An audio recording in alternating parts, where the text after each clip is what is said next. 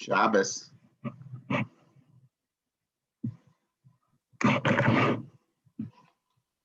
Good Shabbos. Yeah.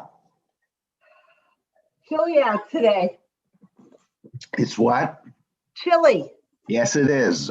It's chilly, but it's seasonal. And it's pretty and sunny. Absolutely. Yeah. Absolutely. My computer is being repaired, so I'm using Ann's. I changed the name.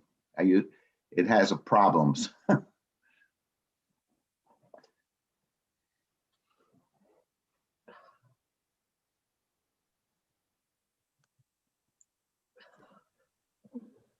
Shabbos. Good morning, everyone. Good Shabbos. Good Shabbos.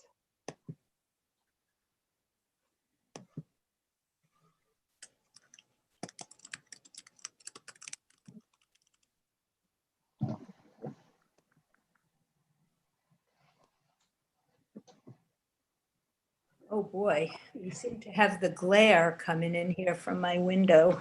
I see it, yeah. Happy Saturday, Sunday. Uh, A little bit otherworldly. You know what, Alex? I'll go there. Otherworldly's not so bad. No, or it's just like being in the sanctuary, because that's pretty much Yeah. exactly what I'm seeing, just from a slightly different angle. yeah. But the curtains help, don't they? They do. Yeah, that was a great idea. Those curtains are wonderful. Mhm. Thanks to the Mandels. Indeed. Wow. Hi, Leslie. Shabbat shalom. Good morning, Leslie. Muted. Good morning, Leah. Good Good morning. Shabbos. Hi, Leah. Shabbat shalom. Hey, we I have to unmute before I talk.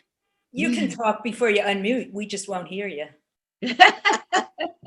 Yes, but I want to be heard. Okay. I'm for that. Good Shabbos, everybody.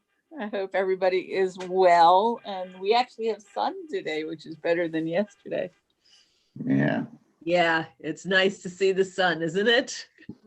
Tis. Yeah, I'm okay with the clouds as long as it's just clouds, because I do get migraines from the sun, but it's nice to see the sun. It's cheery. Mm-hmm.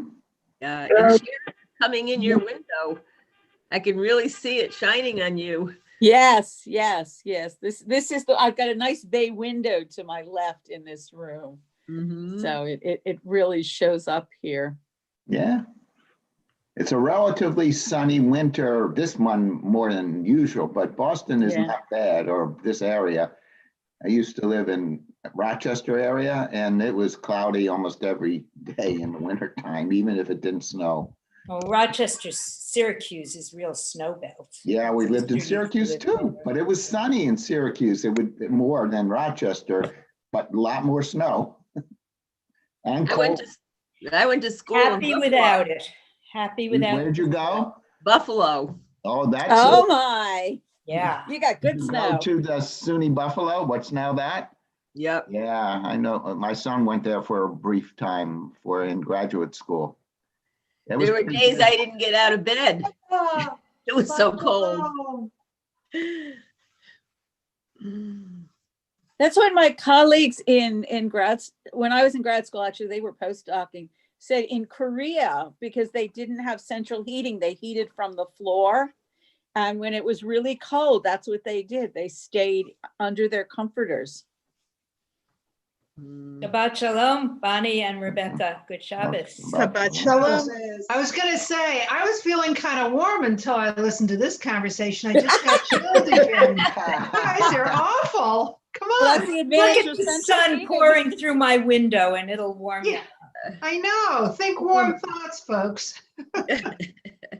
Cheers. In different times, we could all go over to Sharon's house and share her son with her. Just stand in front of this window.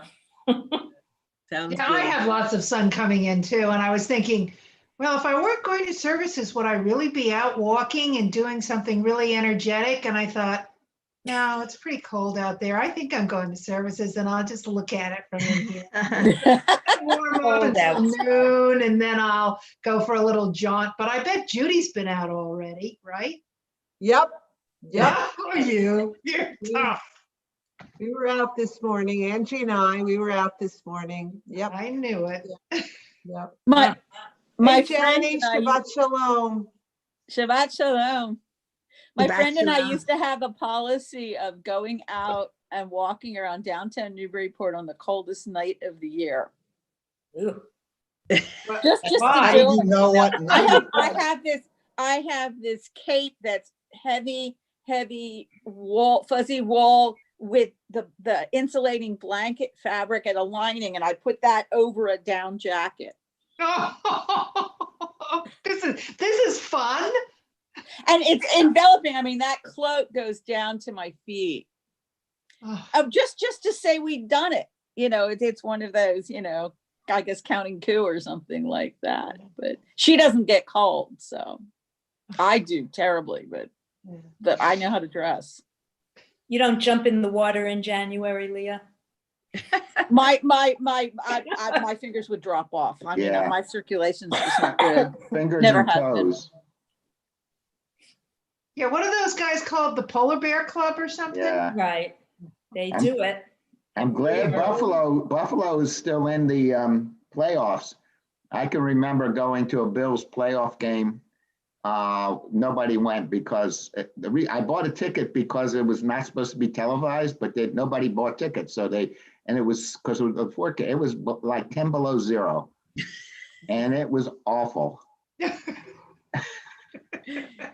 On Main Street, you know that how they keep you in line like at a movie theater. They have the posts and then the whatever it is, the strings between the posts, and that's how you keep in line. Well, that was on Main Street in Buffalo, Mhm. so that you could pull yourself along when the wind came Yeah. up Lake Erie. Those winds and where the football stadium is right in the middle of that belt of winds and lake effect snow. My brother was a winter camper, and he used to go camping in the Adirondacks in the winter. I just got this funny pop-up about Anna Kersner. Did anyone else get that? Is she there? No, And the dog is there. I don't see it, but something came on that said something like Anna Kersner is talking. Maybe she Anna, is. are you there? I don't Maybe know. the mute button's on. Yeah. No, Yeah. that's a thing. So a little bit of Zoom, like just general knowledge before we get going with services this morning. When people's videos are off, you can hide their boxes so that you can see the people who are actually on screen bigger. So you might have that setting enabled, Sharon. And then if someone, I think Wheeler piped in, and so if someone whose video is off while their box isn't on your screen is talking, you'll get that message on the top. Okay. Not My super ongoing important. education in They- technology. they- Thank you. They are here, and you know I've spent at this point enough days and weeks on Zoom to know really all the ins and outs for the most part of the basic settings. So I'm happy to share some of that knowledge I never thought I'd accrue. It says there are 3 non-video participants. Yep, Mhm. Okay, I get it. Thank you. there we go. So we've already learned something this morning. Let's call that a win. We're having a bad hair day. Anna, we love you with whatever hair you bring to us. That's how about a hat, Anna? I don't own one. Ooh, okay. For your next birthday. That's like all the men at the inauguration. Very few hats. Bernie Sanders. Yes, we've all seen the No mittens. hat, just mittens. I am so tired of those memes. All right, we are going to go ahead and get started. I'm going to put everyone on mute. Shabbat shalom, everyone. It's nice to see everyone on this cold but sunny morning. And before we get going this morning, I just want to share, I think many of you who have been with us for services or adult ed or the Friday night children's time recently know that Tu B'Shvat is very much on my mind. Tu B'Shvat, which is the holiday of the trees, the birthday of the trees, variously in English, is going to be this Wednesday evening and Thursday.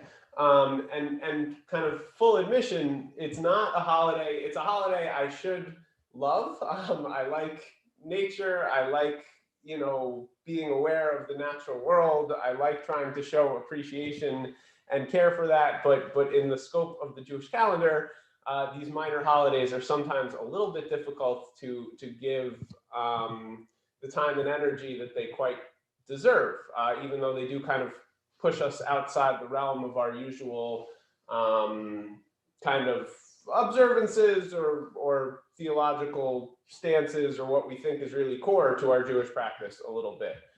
So I've been enjoying kind of trying to dedicate a little bit more brain space to Tu B'Shvat this year.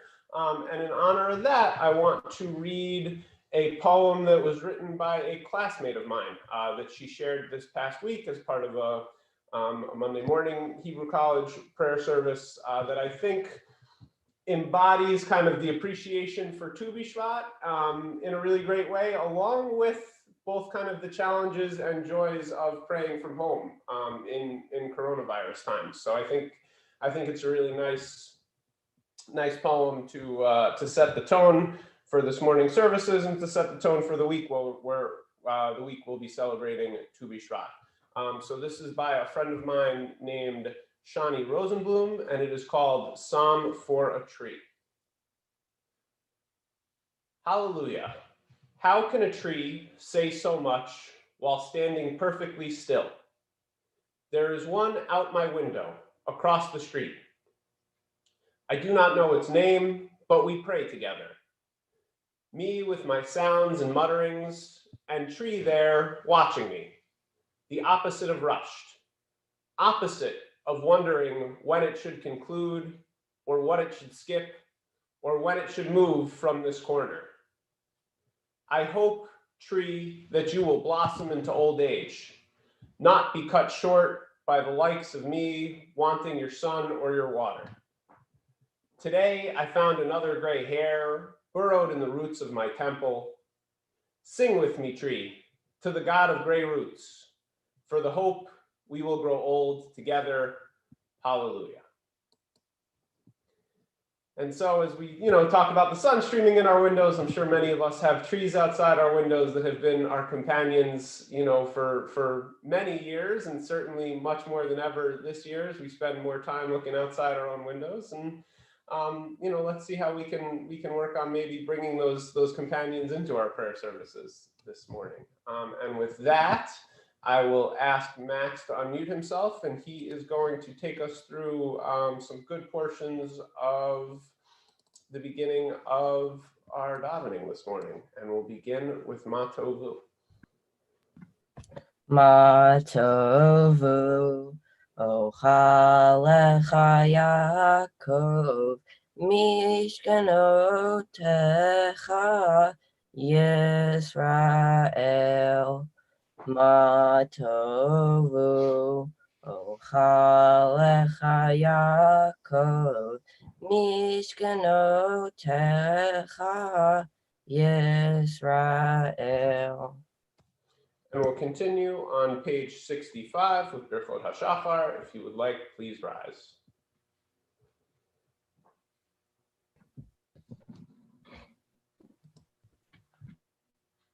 Baruch atah Adonai Eloheinu melech haolam, asher natan l'sechvin vina lechavim ben yom uvelailach. Amen.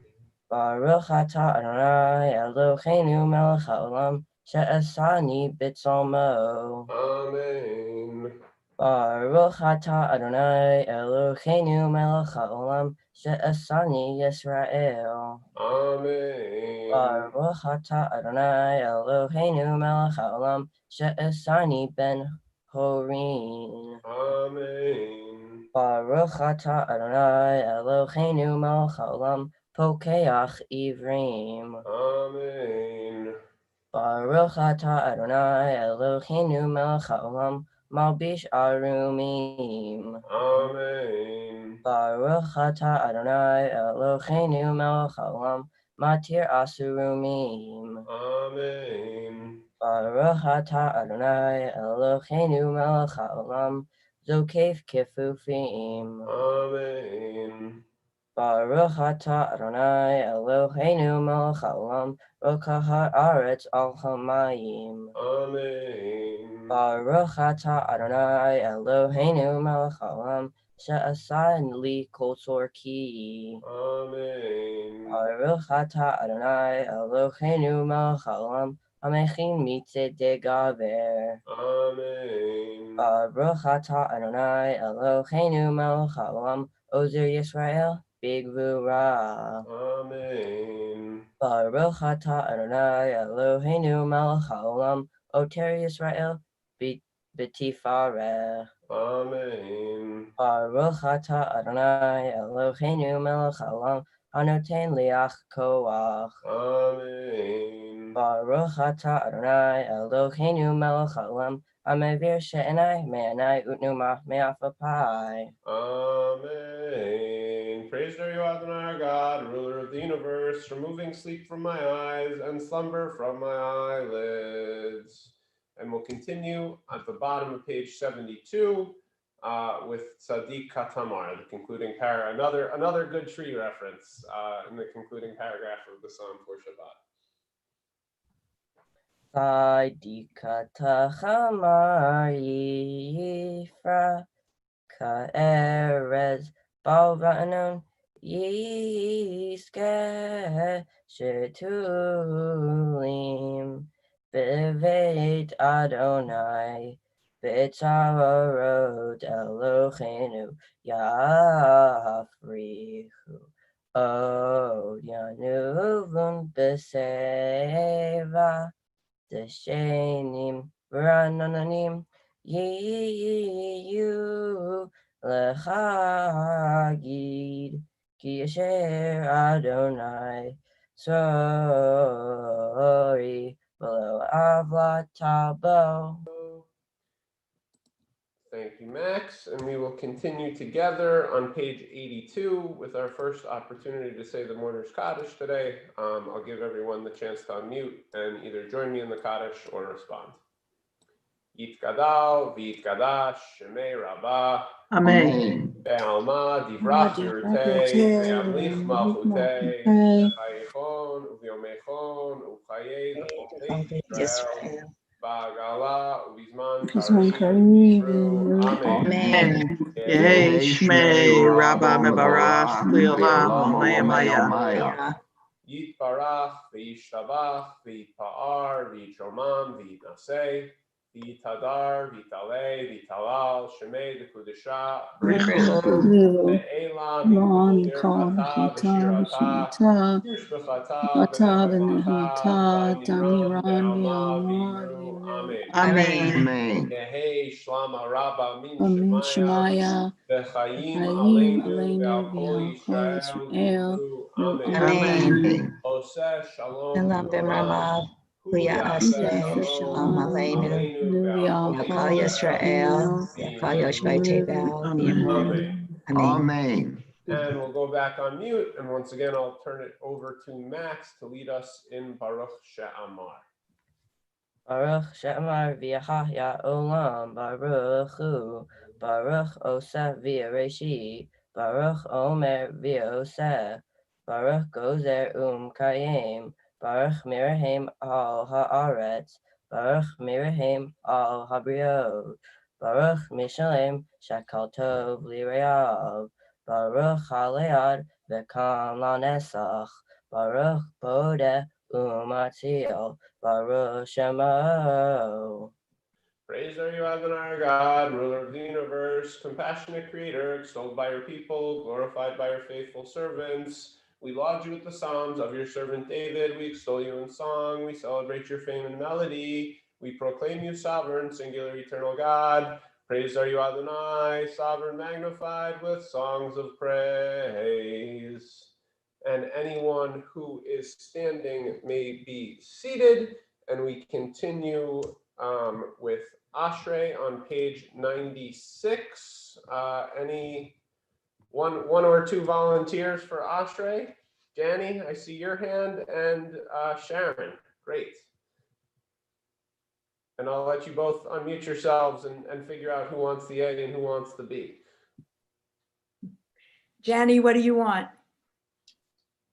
Oh, You're Jenny, still need muted. to unmute.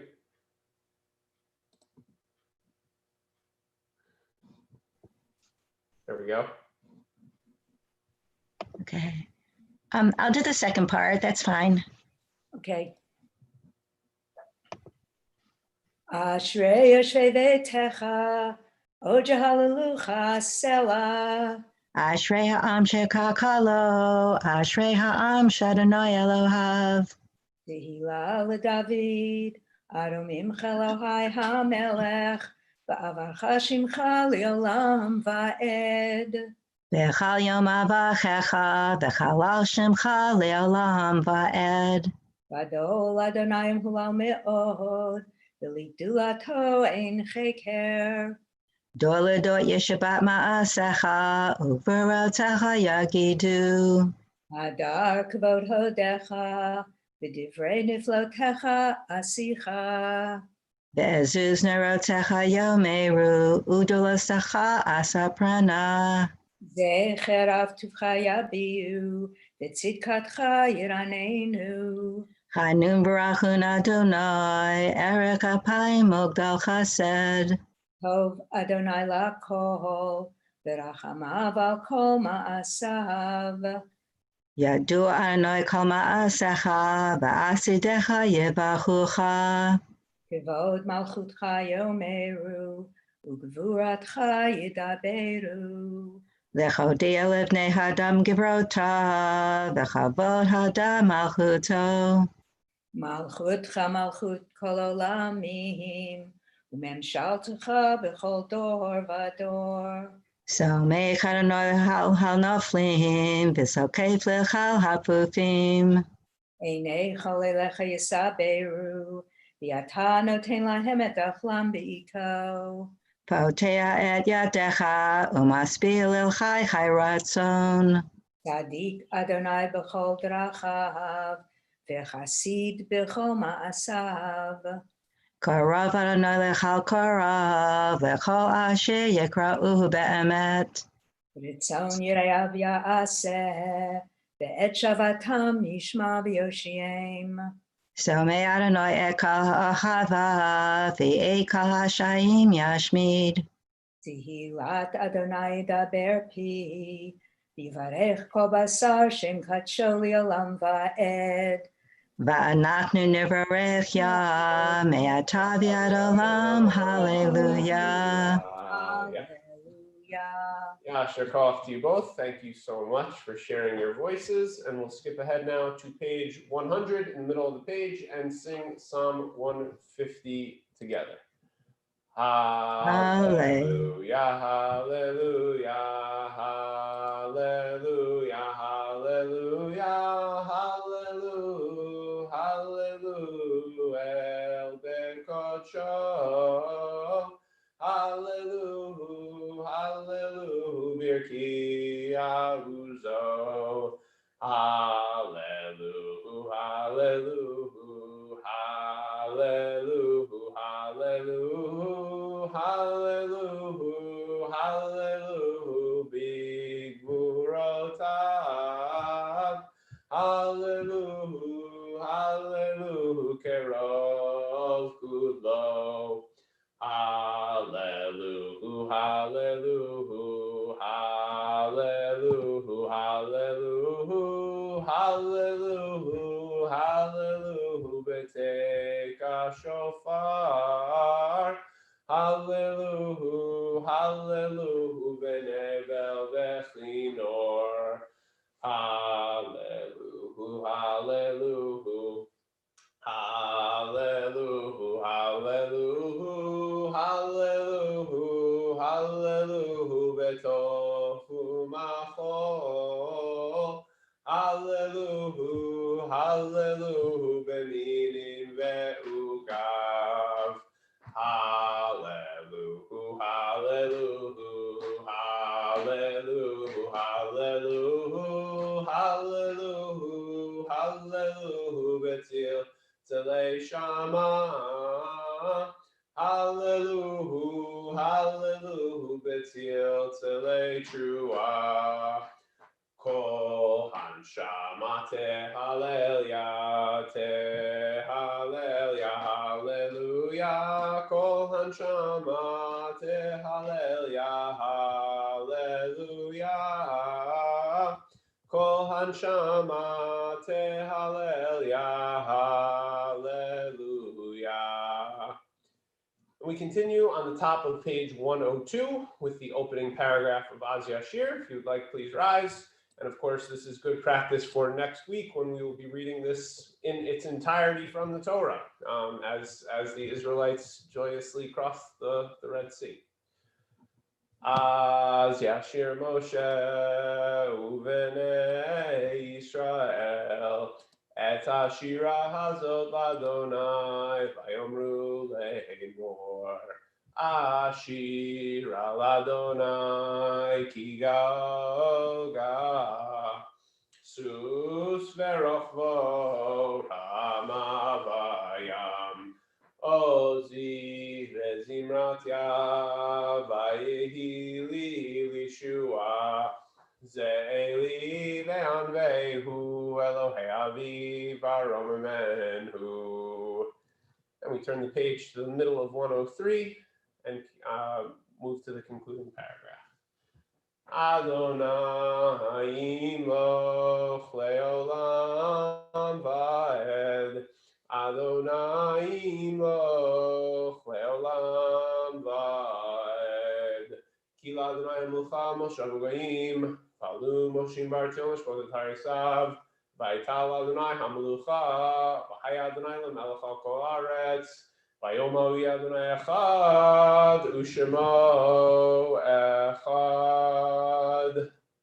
And in the middle of page 105, you may be seated for a moment as we continue with Ha'el b'Tatzumot leading into Yishtabach. Ha'el b'Tatzumot uzecha, Hagadol b'chvod shemecha, Hagibor lanetzach, V'anora b'noratecha, Hamelech hayoshev al kisei ram v'nisa, Shochen ad marom v'kadosh shemaho.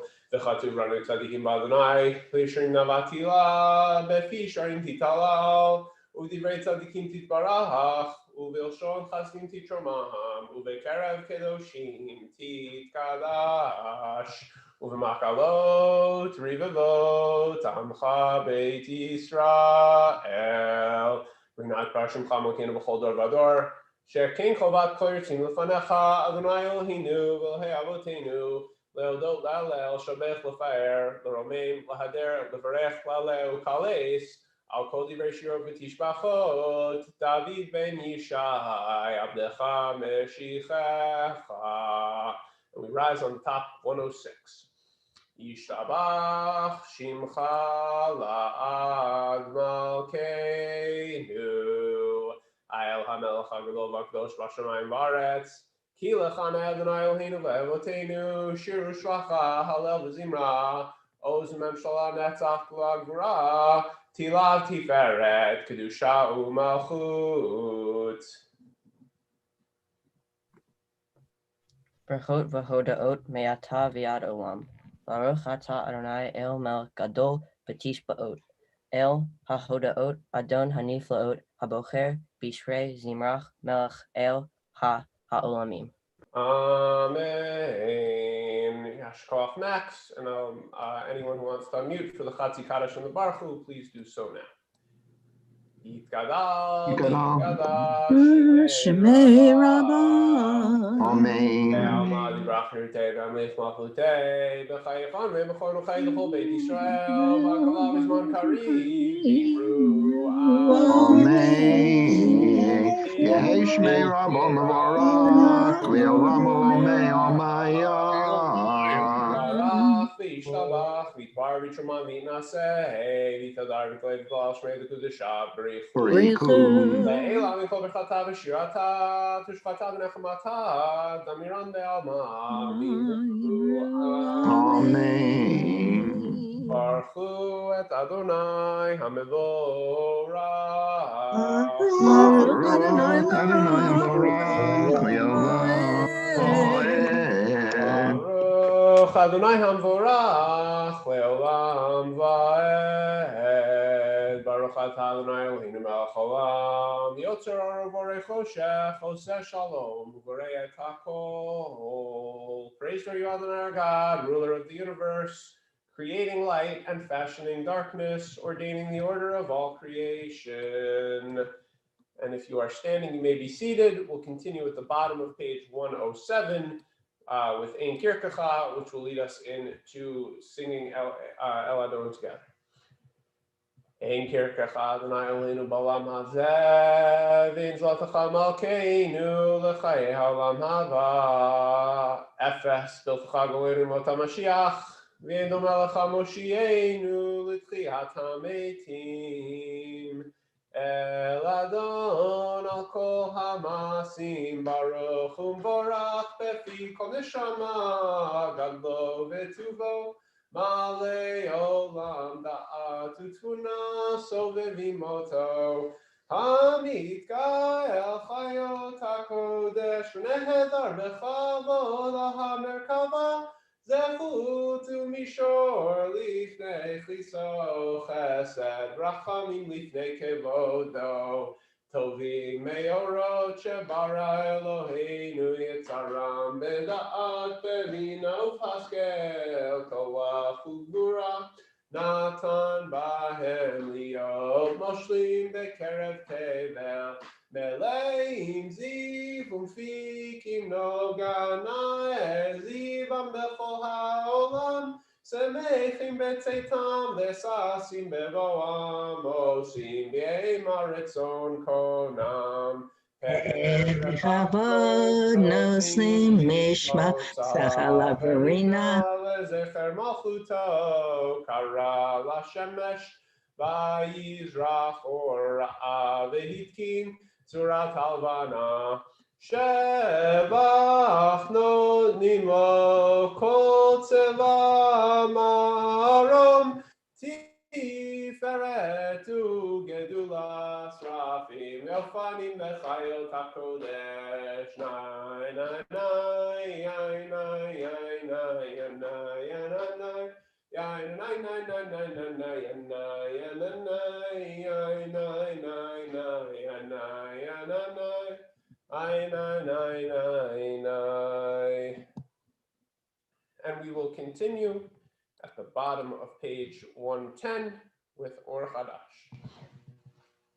Or Chadash al Tzion Ta'ir, Or Chadash al Tzion Ta'ir, Or Chadash al Tzion Ta'ir, Or Chadash al Tzion Ta'ir. V'nizke kulanu mehera leoro. V'nizke kulanu mehera leoro. Baruch atah Adonai yotzer hameorot. And on the top of page 111, let's read together in the English, beginning with Deep is your love for us. Deep is your love for us, Adonai, our God, boundless your tender compassion. Avinu, Malkeinu, you taught our ancestors life-giving laws. They trusted in you, for their sake graciously teach us. Our Maker, merciful provider, show us mercy, grant us discernment and understanding. Then will we study your Torah, heed its words, teach its precepts, and follow its instruction, lovingly fulfilling all its teachings. Open our eyes to your Torah, help our hearts cleave to your mitzvot, unite all our thoughts to love and revere you. Then we will never be brought to shame, for we trust in your awesome holiness and will delight in your deliverance.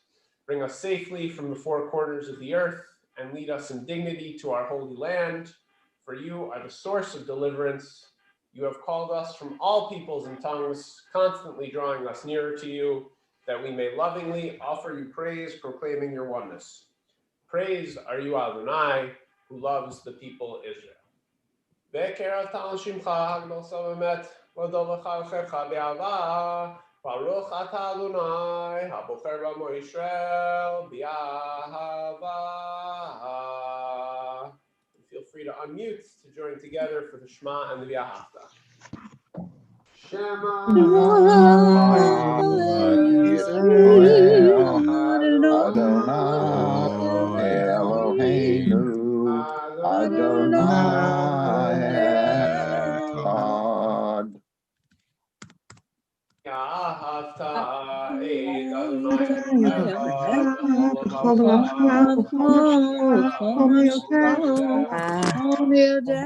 V'hayu hakorim ha'ela she'onoti mitzvah hayom levavecha v'shimontam levavecha v'dibartam v'shivtecha b'beitecha u'lechtecha b'derech u'kshapecha u'tumecha u'kshartam liot al yodecha v'yirtocha b'minecha u'tavtam al mezuzot beitecha u'sharecha. אם שמוע תשמעו מצוותיי אשר אנוכי מצווה אתכם היום לאהבה את אדוני אלוהיכם ולעבדו בכל לבבכם ובכל נפשכם ונתתי את ארצכם בתורה מקוש ואספת דגנך ותירשך ויצהרך ונתתי עשב בשדך לבהמתך ואכלת ושבעת הישמרו לכם פן לבבכם וסרתם ועבדתם אלוהים אחרים והשתחוויתם להם וחרף אדוני בכם ועצר את השמיים לא יהיה מטר והאדמה לא תיתן את גאולה ועבדתם מהרה מעל הארץ הטובה שאדוני נותן לכם ושמתם את דבריי אלה על לבבכם ועל נפשכם וקשרתם אותם לאותה ידכם והיו תותפות בין עיניכם לימדתם אותם את פניכם לדבר בם ושבתך בביתך ולכתך בדרך ובשוכבך ובתחומך וכתבתם על מזוזות ביתך ובשעריך למען ירבו בניכם ובני בניכם על האדמה שנשבע אדוני לאבותיכם לתת להם כי מהשמיים על הארץ ויאמר אדוני משה לאמור דבר אל בני ישראל ואמרת עליהם ועשו להם ציצית על כנפי בגדיהם לדורותם ונתנו על ציצית הכנף בטיל תכלת והיה לכם לציצית וריתם אותו וזכרתם את כל מצוות אדוני ועשיתם אותם ולא תטורו אחרי לבבכם אחרי עיניכם אשר אתם זונים אחריהם למען תזכרו ועשיתם את כל מצוותיי הייתם קדושים לאלוהיכם אני אדוני אלוהיכם אשר הוצאתי אתכם מארץ מצרים להיות לכם לאלוהים אני אדוני אלוהיכם אמת אדוני אלוהיכם אמת. And we will turn the page and continue in just a moment in the middle of page 114 with Michamocha. After that, we'll begin the Amidah together. I'll give everyone the chance to unmute to participate in the Kedusha, and then we'll take just a couple minutes for silent prayer, meditation, and reflection. But first, in the middle of page 114, the Michamocha. Tehi lo elyon baruch barach Moshe Miriam ubnei Yisrael lechanu shira v'simcha rabah ve'amru chulam michamocha va'elim Adonai mikamocha nedar b'kodesh nora אותו ספר. שירה חדשה שיפלו להם שמחה שפת הים, יחד כולם הודו והמליכו ואמרו, אדוני ימלוך לעולם ועד. צור ישראל, קומה בעזרת ישראל, ופתחנו מעכה יהודה וישראל. גואלנו אדוני צבאות שמו, קדוש ישראל. ברוך אתה אדוני גאל ישראל. On page 115b.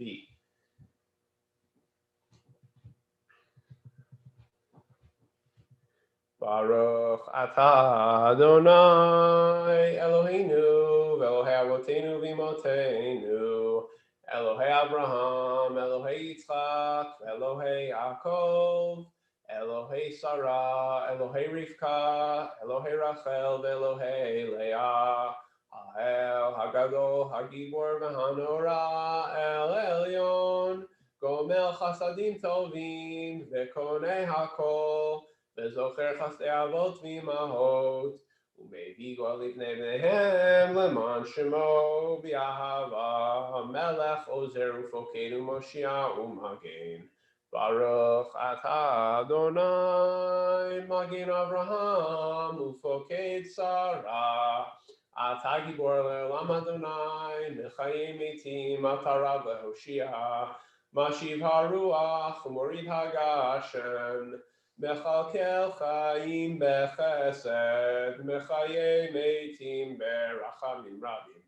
סומך נופלים ורופא חולים, ומתיר אסורים, ומקיים אמונתו לשני עפר. מי כמוך בעל גבורות, ומידו מלך, מלך ממית ומחיה, ומצמיח ישועה, ונאמן אתה לחיות מתים. ברוך אתה אדוני מחיי המתים. קדש שמך בעולם, כשם שמקדישים אותו בשמי מורום, כך כתוב על יד נביאך וקורא זה אל זה ויאמר.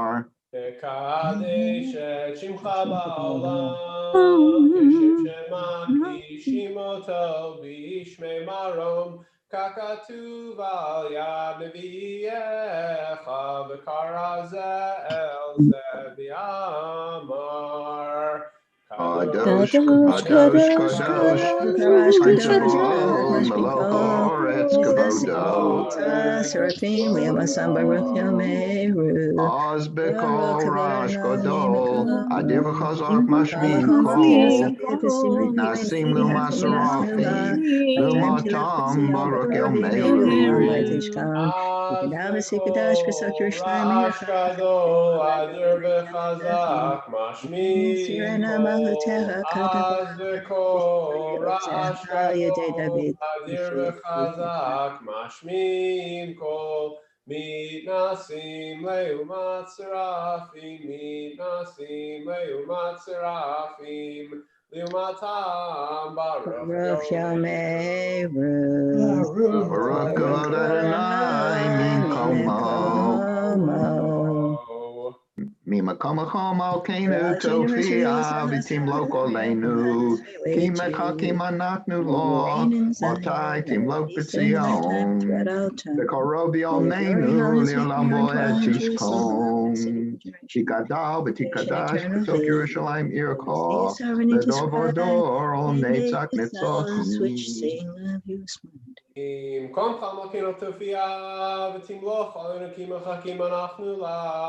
מתי תמלוך בציון, בקרוב בימינו לעולם ועד תשכון. תתגדל ותתקדש בתוך ירושלים עירך, לדור ודור לנצח נצחים.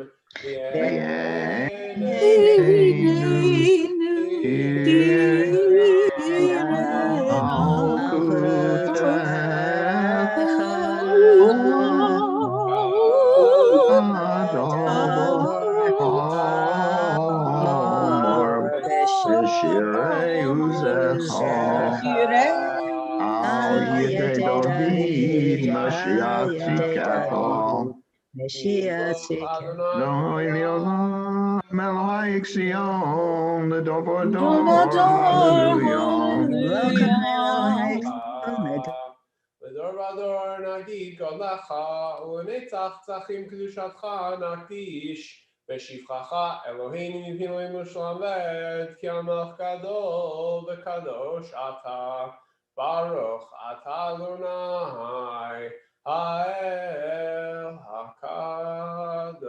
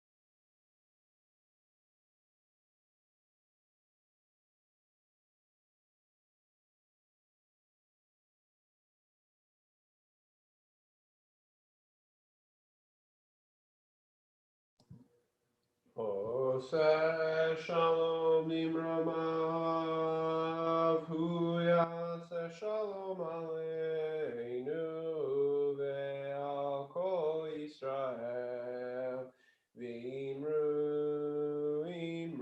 amen. Yaseh shalom, shalom aleinu ve'al kol Yisrael. Yaseh shalom, shalom aleinu ve'al kol Yisrael. Yaseh shalom, shalom aleinu ve'al kol Yisrael. Yaseh shalom, shalom aleinu ve'al kol Yisrael, v'yimeru, amen. And we'll continue with the full Kaddish, which I won't put up on the screen, but I'll give everyone once more the chance to unmute to be able to participate responsibly in the Kaddish. Yitkadal v'yikadash me Rabbah. Amen. Alma divrach pirtei v'amlich malchutei v'chayechon v'mechon v'chay v'chol Beit Yisrael v'agalav v'zman karev v'yimeru. Amen. Yeshmei Rabba B'Torah. Yolam Olam Me'omaya Yipar.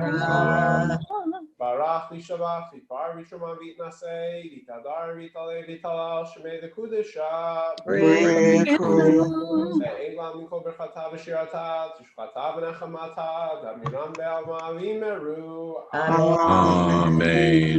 Kavah Tonodon, the whole Beit Yisrael, Kadam Bohom Vishmaya Vimeru, Amen. Rabba Min Shemaya, the Chaim Aleinu V'Ko Yisrael Vimeru, Amen. Oseh Shalom Imramav, Hu Yaseh Shalom Brahma Yaseh Shalom V'Ko Aleinu Yisrael, V'Yisrael V'Ko V'Yisrael. Yisrael Amen. Vimeru. Amen.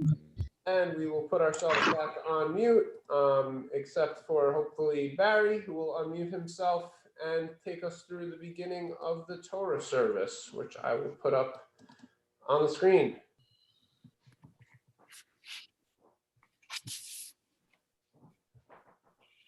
Ein kamocha be'elim Adonai v'ein k'masrecha malchusecha malchus kol olamim u'memshaltecha b'kol dor v'dor Adonai melech Adonai malach Adonai yimloch le'olam va'ed Adonai oz le'amo yitain Adonai yivorech esamo v'shalom Abhor rachamim Eitiva v'rtzon cho'estion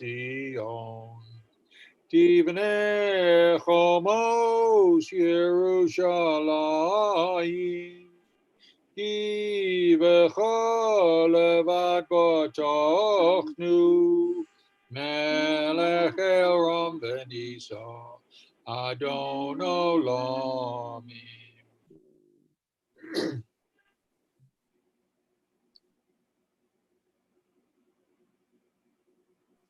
Vayehi ben Aharon vayomer Moshe Kuma Adonai v'yafutzu oivecha v'yanusu mesanecha mipanecha ki mitzion teitzei Sorah Ki mitzion teitzei Sorah u'devar Adonai miYerushalayim Baruch shenasan Torah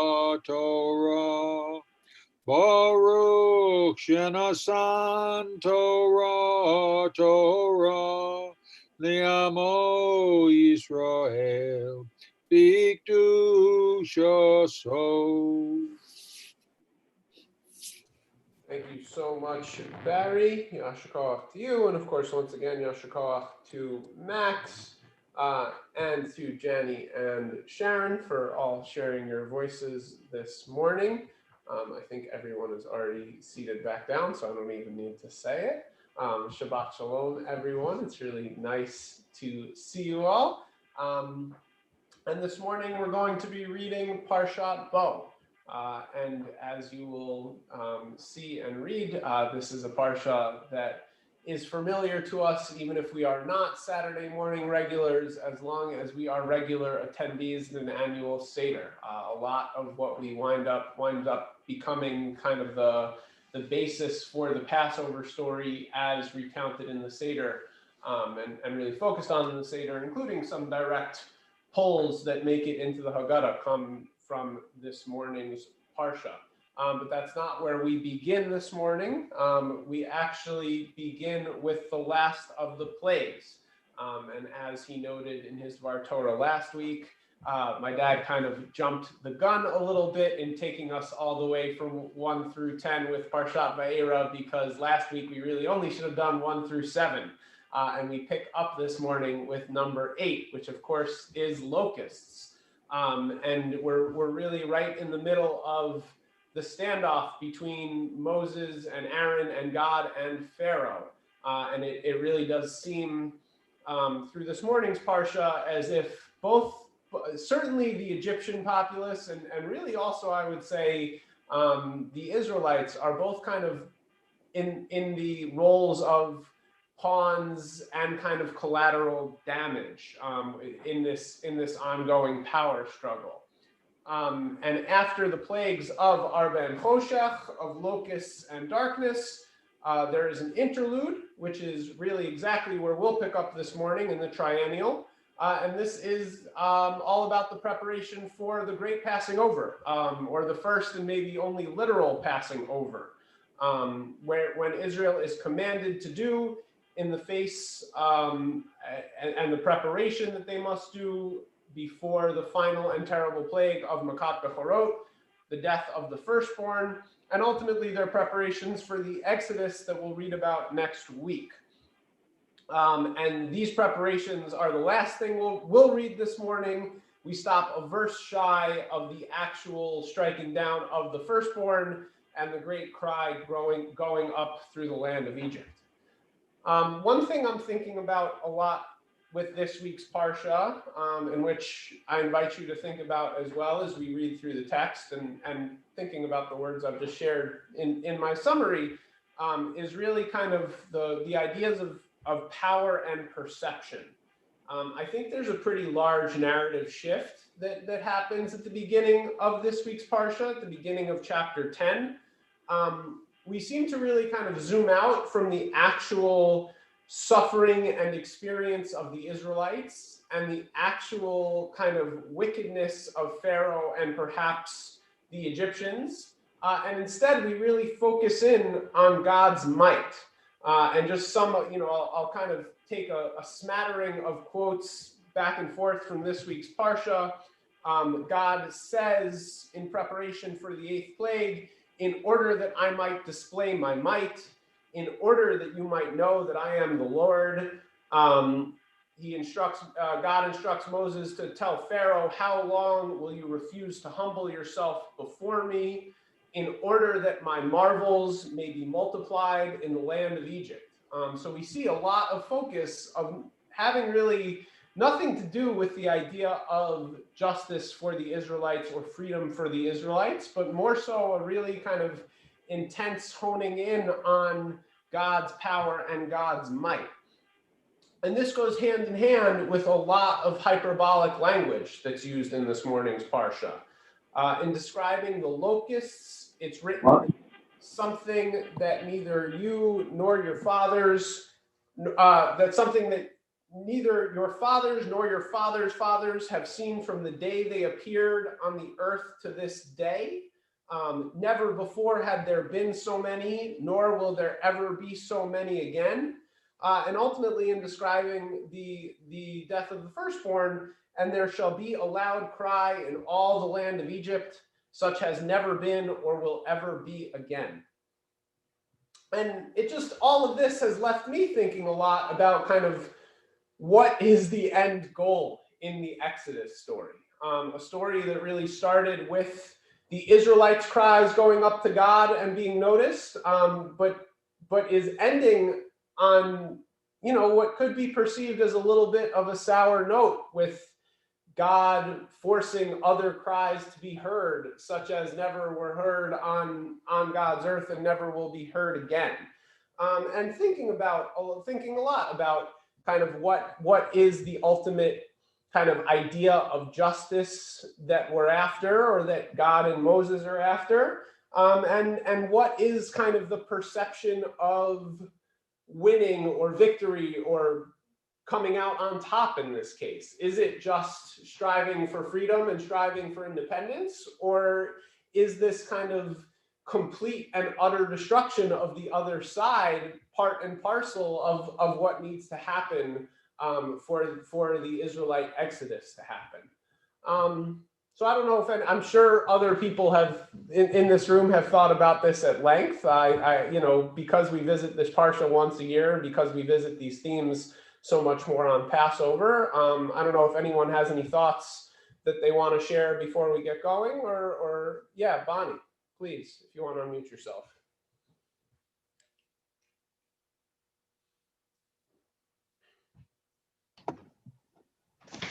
in the eighth Chaim. I was just reading the first note, and it struck me as a partial answer to your question. The last line of the first note that says, the plague serves not only to coerce the Egyptians, but also to educate the Israelites. And that educate the Israelites, I think, for me anyway, has kind of gotten lost in all the horrors of the plagues and gearing up to make the flight. So I would like to focus on the education of the Israelites part of this message. Yeah, that's an interesting aspect to take on it, right? Because this is part of gaining the independence and part of becoming, their own nation and developing a relationship with God is needing to have both that awe and that kind of respectful fear. The counter argument that I would make to that is really what we're going to read for most of the rest of the Torah, which is the Israelites never really getting it. And so it's somewhat, even a little bit more kind of difficult to come to terms with if we think that the end goal is for the education of the Israelites, and that falls short too, right? Even next week, we'll read about the miraculous splitting of the sea, and I think it's a little bit easy for us to contextualize in terms of not necessarily experiencing these miracles that exist outside the laws of nature. I think it's a common thought for us to say, well, if I would have seen the 10 plagues and I would have seen the splitting of the sea, I certainly would have believed in all of God's might and glory. But next week, what we'll read is, they go through the splitting of the 10 sea, and the first thing they do is kind of complain and doubt and bring questions, and that's what leads to the manna. And so I think it's a great point that you bring up, but I think it plays out in a much more complicated way. If we did have just the hunky-dory, they leave, they get the Torah, they go to Israel, everything is puppies and rainbows, I think it would be a much different story, obviously.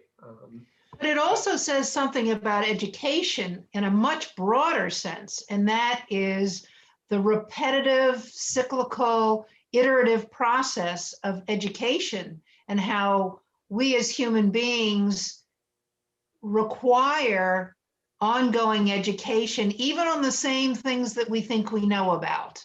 And I think that message helps me deal with all of the times that I get disappointed through this whole process for the Israelites, and then bring it to our own contemporary life.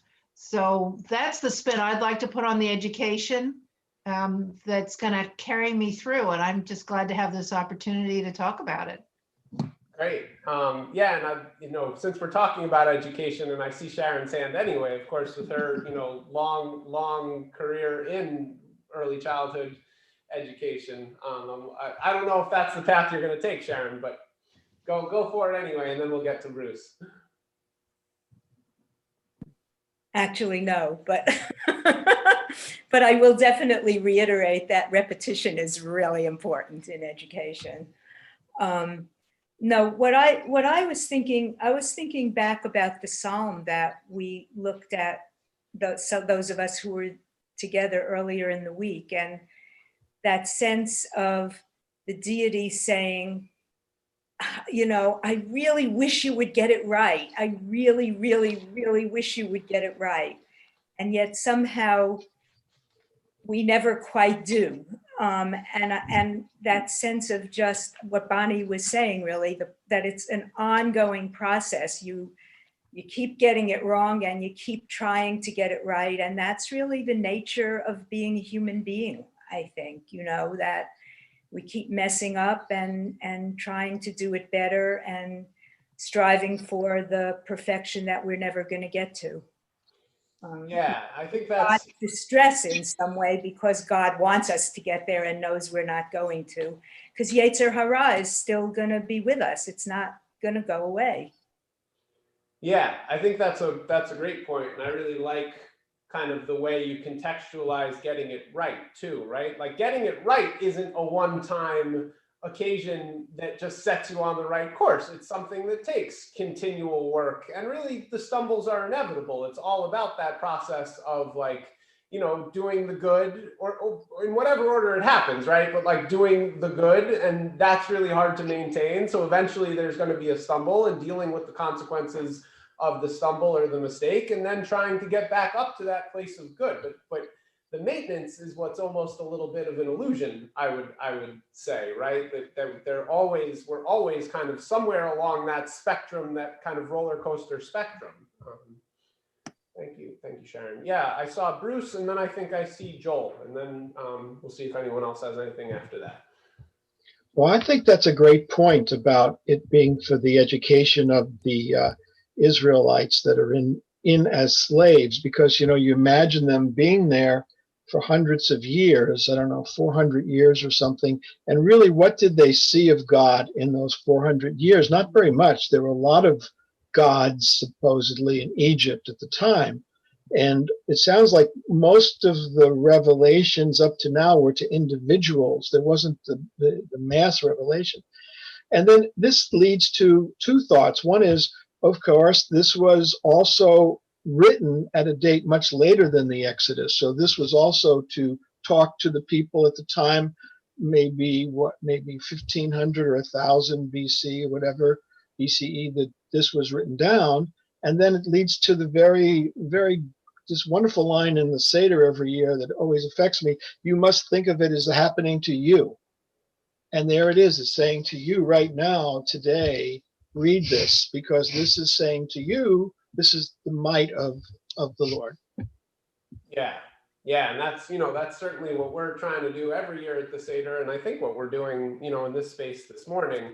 The other thing you bring up that I liked, if I can recall it now, it's just this idea of, right, God hasn't been around that long in this story. It is, you know, we'll read, I don't think we read it this morning, but it does say the period of slavery lasted for 430 years. But again, one of the things that the whole Exodus narrative starts with is God hearing the cries of the Israelites, almost as if it's a wake-up call. And so there is this sense that the relationship was kind of in hibernation, right? And that God needed to be called to attention. And I don't know, I'm sure someone's done the math to like figure out, at least in theory, how long this period from the burning bush to the Exodus takes. But, you know, it seems like we're talking about a period of weeks or months at the most. And so, you know, that's not a very long time to incubate a relationship that is this intense, and that has kind of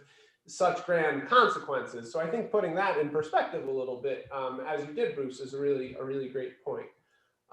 Joel, did you want to add something in here? We're going back to education process and repetition. There is a concept called the spiral pattern of growth, that you take any one point on what looks like a circle, we're just coming back around again, any issue, and each time we're doing it from another level up, and we get as many cracks at it as it takes to get the learning. So we're evolving through each time around. Yeah, I like that. And it, you know, I wish I remembered my own words a little bit better, because I know around the high holidays, one of the things I talked about was kind of cycles and finding yourself on any point in kind of our familiar circles. But I think it's a great point that the circle is never the same two times, right? We're always coming, even if we think it's the same point, we're always coming at it with a different set of experiences and adding another layer to that. So thank you for bringing that in, Joel. I see Mom, and then I see Jean, and then we'll probably start with the Torah reading, or else we're going to be here all day. Which maybe is what you guys want. I'm open to anything, but No. Just following Joel, bringing back high school learning of prophets. And there's this concept in Hebrew of Galgal Choser, that the circle that repeats itself of adherence, sinning, return, and that whole that cycle that is part of the Jewish experience. Yeah, certainly, and something, something I think we'll see as we continue through the rest of the book of Exodus and the rest of the Torah, right? Always it seems like like a repetition that the Galgal HaChozer, as you put it. Yeah, Gene. Alex, I just have a different and I think a fairly straightforward little question. The beginning of the Parsha, I noticed it says, God says, I have hardened his heart and the hearts of his courtiers. Of course, I know over and over again, God hardens Pharaoh's heart, but I've never noticed a reference to him saying also harden the hearts of his courtiers. Do you know if that has happened or said in any other parts of this narrative, or is it only in this one place where not just Pharaoh, but his courtiers' hearts also have been hardened?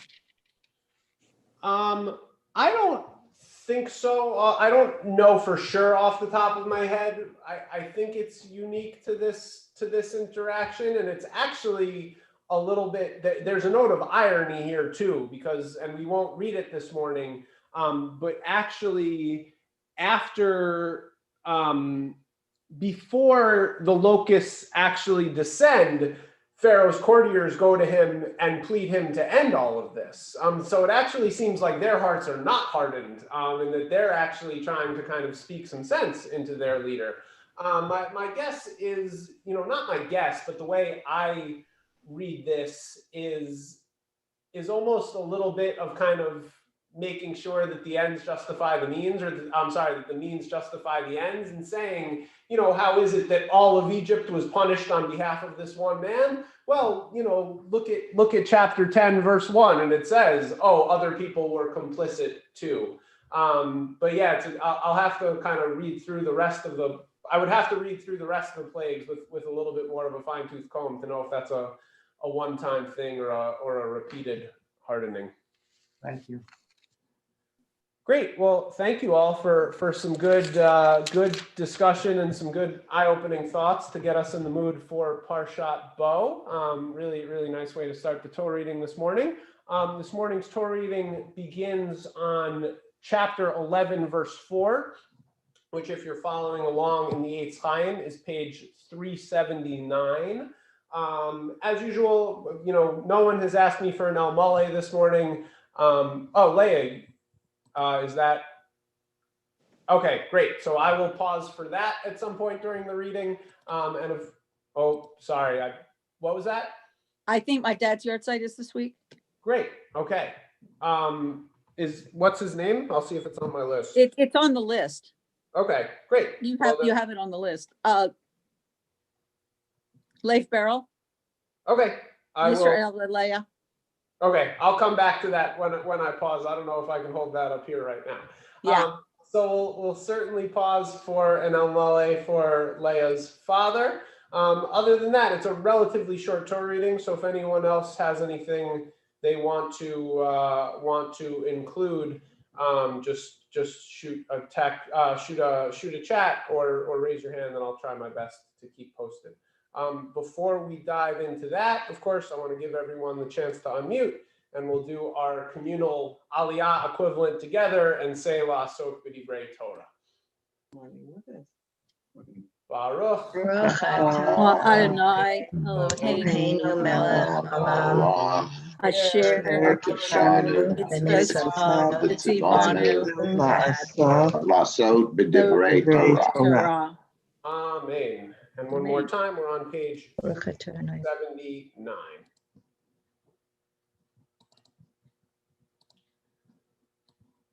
Amen. Vayomer Moshe ko amar Adonai kachatzot halayla ani yotzei betoch Mitzrayim umet kol bechor beretz Mitzrayim mi bechor paro hayoshev al kiso ad bechor hashivcha asher achar harechaim Bechol bechor behema והייתה צעקה גדולה בכל ארץ מצרים, אשר כמוהו לא נהייתה וכמוהו לא תוסיף, ולכל בני ישראל לא יחרץ כלב לשונו למאיש ועד בהמה, למען תדעון אשר יפלה אדוני בין מצרים ובין ישראל.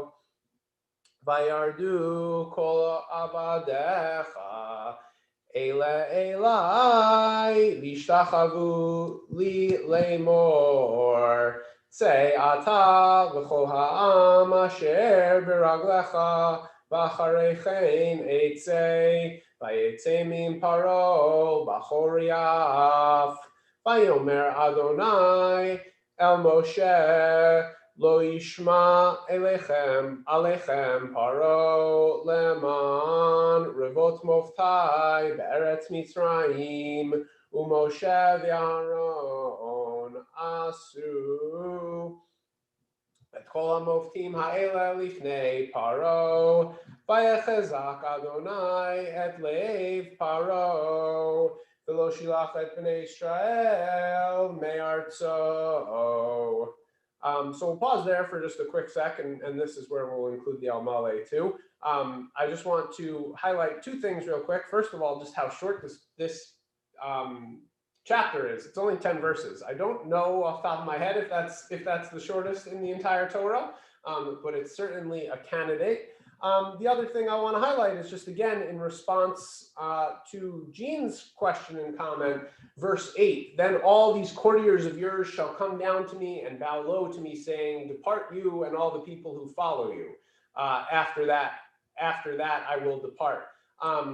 So I do think, I think there's a lot of tension in the text between Pharaoh and his courtiers. And I think, a verse like this in comparison to that verse where that you pointed out that their hearts were hardened, I think in some ways it actually paints Pharaoh as even more culpable and complicit and evil, right? It's like everyone else is begging him to just end this, and he's the only one whose heart is so hard that he can't, look past the personal pride and let the Israelites go. So I do think, it's great that you picked up on the role of the courtiers and that continued tension that exists between them and their Pharaoh.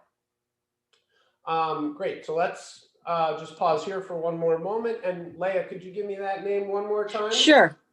Leif Beryl ben Yisrael v'Leah. Great. Thank you. El Malei Rachamim Shochein Banomim Hamtzei Menucha Nechona Al Kanfei HaShechina B'malot Hidoshim Uterim Kezor Rakia Masirim Et Nishmat Leif Beryl ben Yisrael v'Leah Shalach Lo Lamo Bavur Shanachnu Mitpalim Bad Haskarat Nishmato Began Eden Te Menuchato Lachein Bal Rachamim Yastir Beseter Knafav L'Olamim Vitzor Vitzorachim Nishmato Adonai Nachlato V'yaruach B'Shalom Mishkavo V'nomar Amen. And Leah, if you want to share any memories or stories. Yeah, I've shared about my dad before. So what more do I say? He's the one that brought the family together. He would call around. We were once we were grown, we were kind of distributed around the country. My one brother was out in Seattle. My other brother stayed near home. And then, the grandchildren kind of scattered, and he would call around and make sure everybody was okay and kind of bring the news about each of us to everybody else.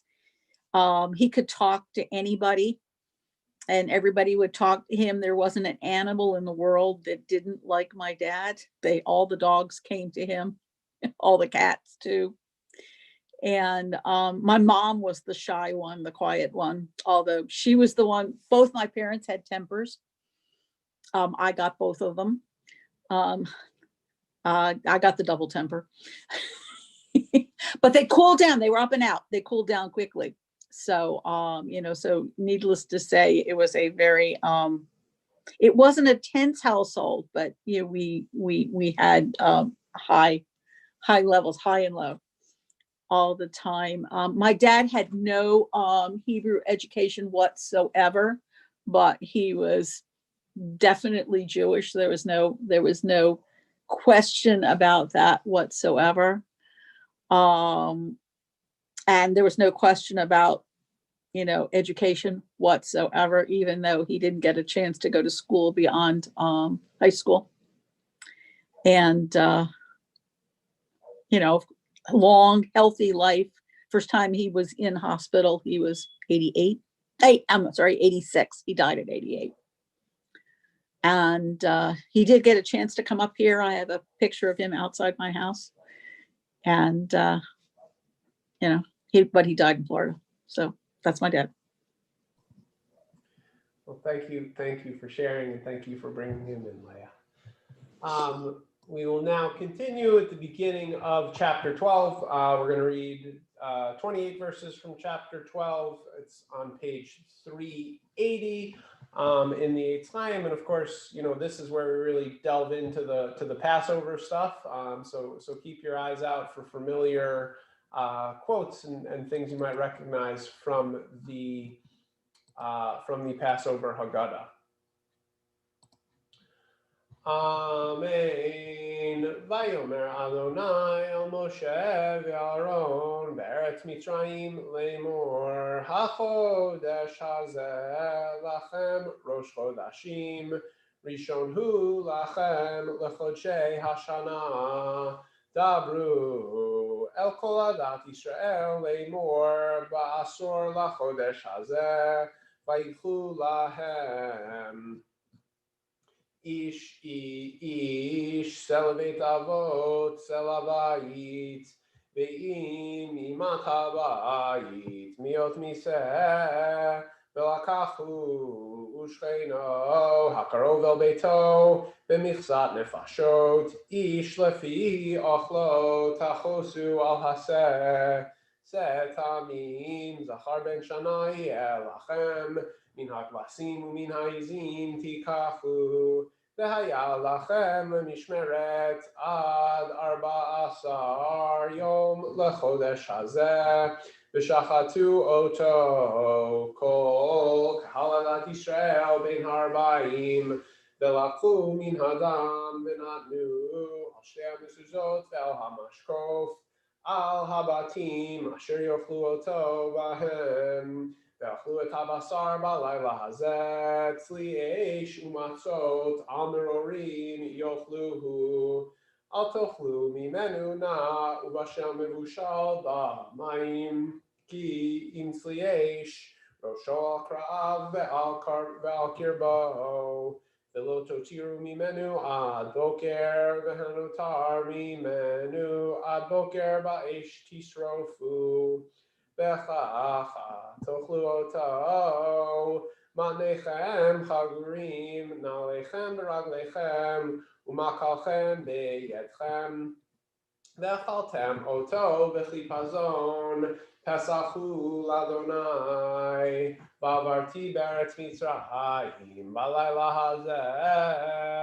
ביכיתי כל בכור בארץ מצרים, מאדם ועד בהמה, ובכל אלוהי מצרים, 10 שבטים אני אדוני, והיה הדם לכם לאות על הבתים אשר אתם שם, וראיתי את הדם ופסחתי עליכם, ולהיה בכם נגף למשחית, והכותי בארץ מצרים, והיה היום הזה לכם לזיכרון, וחגותם אותו חג לאדוני לדורותיכם, חוקת עולם תחגוהו, 7 ימים מצות תאכלו, אך ביום הראשון תשביתו שאור מבתיכם, כי כל אוכל חמץ ונכרתה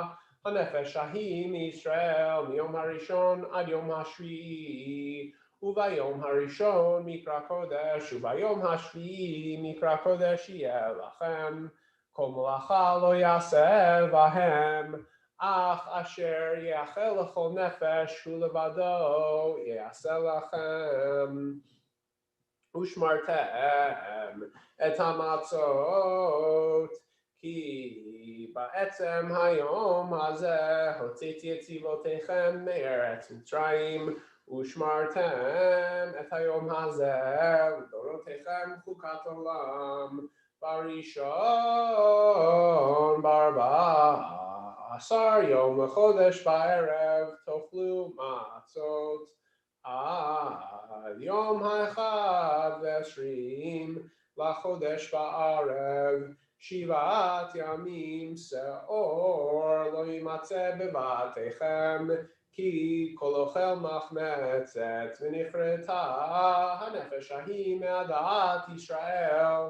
בגר ובאזרח הארץ כל מחמצת לא תאכלו, בכל מושבותיכם תאכלו מצות. ויקרא משה לכל זקני ישראל ויאמר עליהם, משכו וקחו לכם צאן למשפחותיהם ושחטו הפסח, ולקחתם אגודת אזוב וטבלתם בדם אשר בסף. והגעתם אל המשקוף ואל שתי המזוזות מן הדם אשר בסף, ואתם לא תצאו איש מפתח ביתו עד בוקר, ועבר אדוני לנגוף את מצרים, וראה את הדם על המשקוף ועל שתי המזוזות, ופסח אדוני על הפתח, ויתן המשחית לבוא בתיכם לנגוף. ושמרתם את הדבר הזה לחוק לכל בניך עד עולם, והיה כי תבואו אל הארץ אשר ייתן אדוני לכם כאשר דיבר, ושמרתם את העבודה הזאת, והיה כי אמרו עליכם בעיניכם מה העבודה הזאת לכם, ואמרתם זבח פסח הוא לאדוני אשר פסח על בתי בני ישראל במצרים, ונגפו את מצרים ואת בתינו הציל. ויקרא העם וישתחו וילכו ויעשו בני ישראל כאשר ציווה אדוני את משה ואהרון כן עשו. So we will pause there with the Torah reading this week. And of course, you know, these really intense preparations for Makat Bechorot, for the plague of the firstborn, and so many familiar verses. And of course, also this idea of spreading the blood on the doorposts and this word mezuzah, and the concept of kind of, you know, how that tradition has been handed down and plays a really kind of present role in our lives through putting mezuzot on our door. You know, obviously it says in the text, this will be handed down for all time. And I think we've all lived that in so many different ways. And so with that, were there any other? Yeah, Joel. A couple of things. When you said Pharaoh even more evil, and then the next thing I read was 11:10. Still, because God had made Pharaoh obstinate, he would not let the Israelites leave his land. It's not all on Pharaoh. Yeah. So. Yeah, that's a great point. And that's usually one of kind of the biggest theological stick-ups with these portions, right? Is what exactly does it mean to have his heart hardened, and, you know, is he just a pawn in God's ultimate game of proving God's might? So yeah, definitely a fair counterpoint. And then the other thing, just a little ahead of where we finished up, 30, what is it? Well, 32, it's probably 12 or 13. Take your, Pharaoh saying, take your sheep and cattle, just as you said, go. Bless me too. The ultimate win here. He's finally giving up and saying, I need your blessing. You're more powerful. Yeah, and that's one of, I don't know if it says it in the Eitz Chaim, but I was reading through the JPS yesterday, and that similar point gets brought up, right? Like this is the ultimate concession in asking for God's blessing as well. So yeah, that's certainly, hard and hard, but it's also still not where the story ends, right? Because he doesn't concede, he still goes and chases them out. So there's definitely, we talk about that same kind of up and down, back and forth. Bob, was there something you wanted to add here? Yeah, I just had a bit of a question and to just say this, the portion today, this first time I've read through it, it kind of changed the timeline of that which I took away for myself many decades ago in Hebrew school. And in particular, I mean, there's the 7-day period, the unleavened bread, and the festival at the beginning and the end.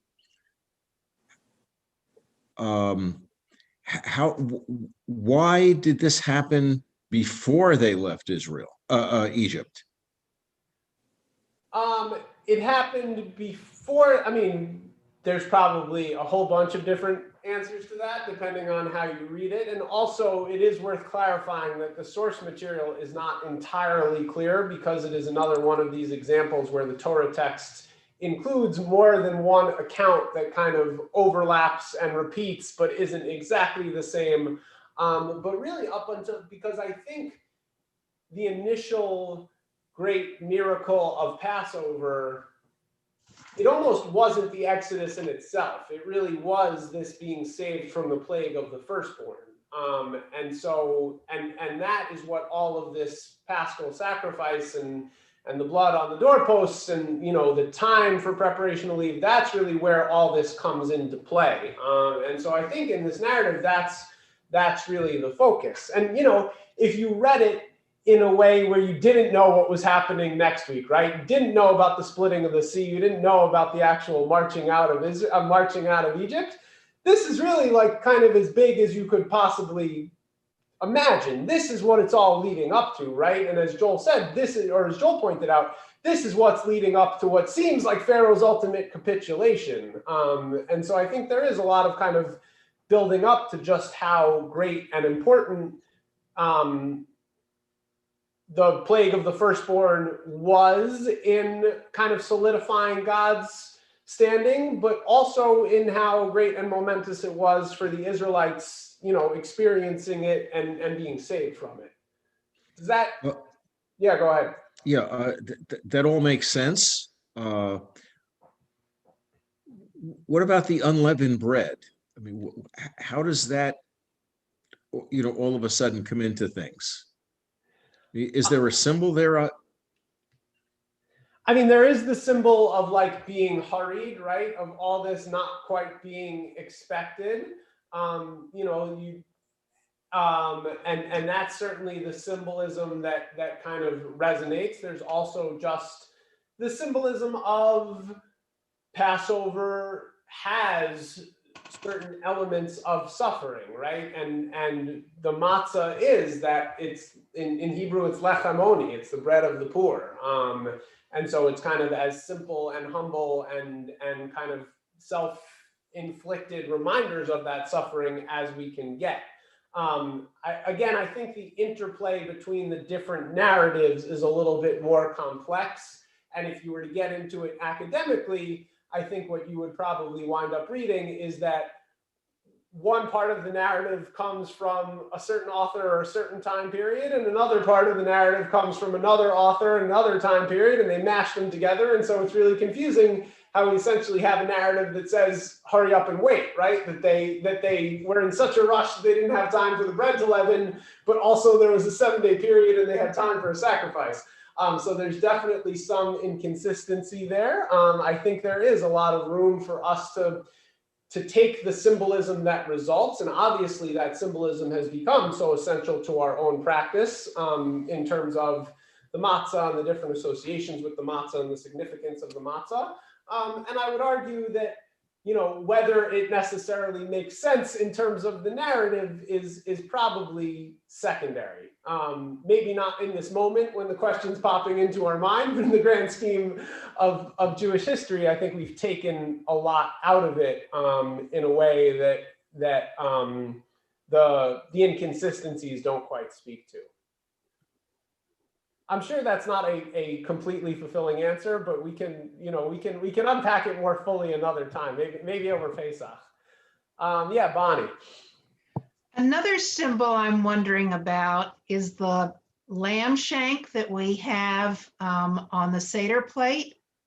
Do you happen to know, or do any of the foodies know, why we don't actually eat lamb at Passover? My understanding is that if there was still a temple in Jerusalem, we absolutely would.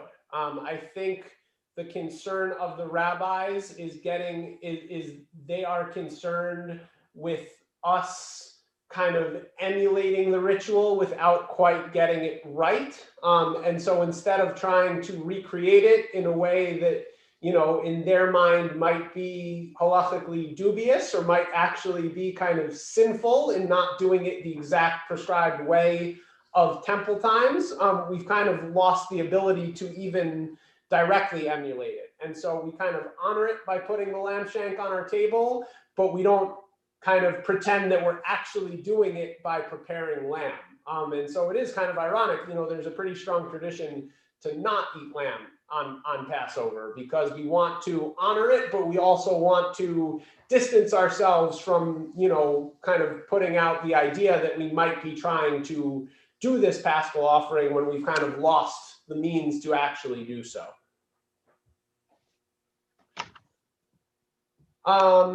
All right, Sharon, I am going to turn it over to you. We're going to take a deep breath and switch gears a little bit and move over to the healing service. And actually, before I do fully turn it over to you, just a quick couple updates. I spoke to Jerry yesterday. He not very excitedly because he is still not feeling great and is still struggling with kind of keeping his energy up. But he told me he is moving back towards solid food. He did kind of excitedly tell me that he asked his doctor if solid food included sugared cereal, and he was very happy to get a pass on eating as much sugared cereal as he wants over the next couple of weeks. So, you know, he's, God willing, on the road to recovery. Still, you know, it's a slow road. I know he appreciates cards and phone calls. I don't know if he always has the energy to talk on the phone, but certainly, you know, keep him in your minds. I also spoke yesterday to Rachel Barcelona, who has been in the hospital for, I think, about a week at this point. She also was diagnosed with COVID a couple weeks ago. It sounds like she's mostly over the COVID, but it kind of brought some other health issues to the surface. And I know Joel spoke with her as well. She's still in Anna Jake. She was hoping to get to move out of there. No. She was leaving yesterday for Hawthorne Hill Rehab in Danvers. So this is what happened. At least that's what the plan was. Yeah, that was the plan, and this is the Chesed committee at its best, right? Making lots of phone calls. I spoke to her, I believe, after you spoke to her, Joel. I spoke to her yesterday afternoon. And they decided she wasn't quite ready to, they weren't quite comfortable discharging her from Anna Jake's quite yet. So she also, you know, appreciates, and I do appreciate you, you know, reaching out to her and taking the chesed on.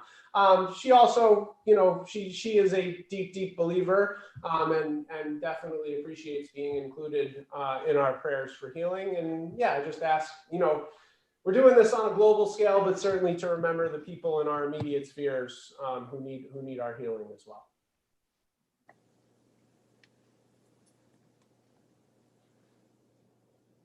And Sharon, whenever you are ready.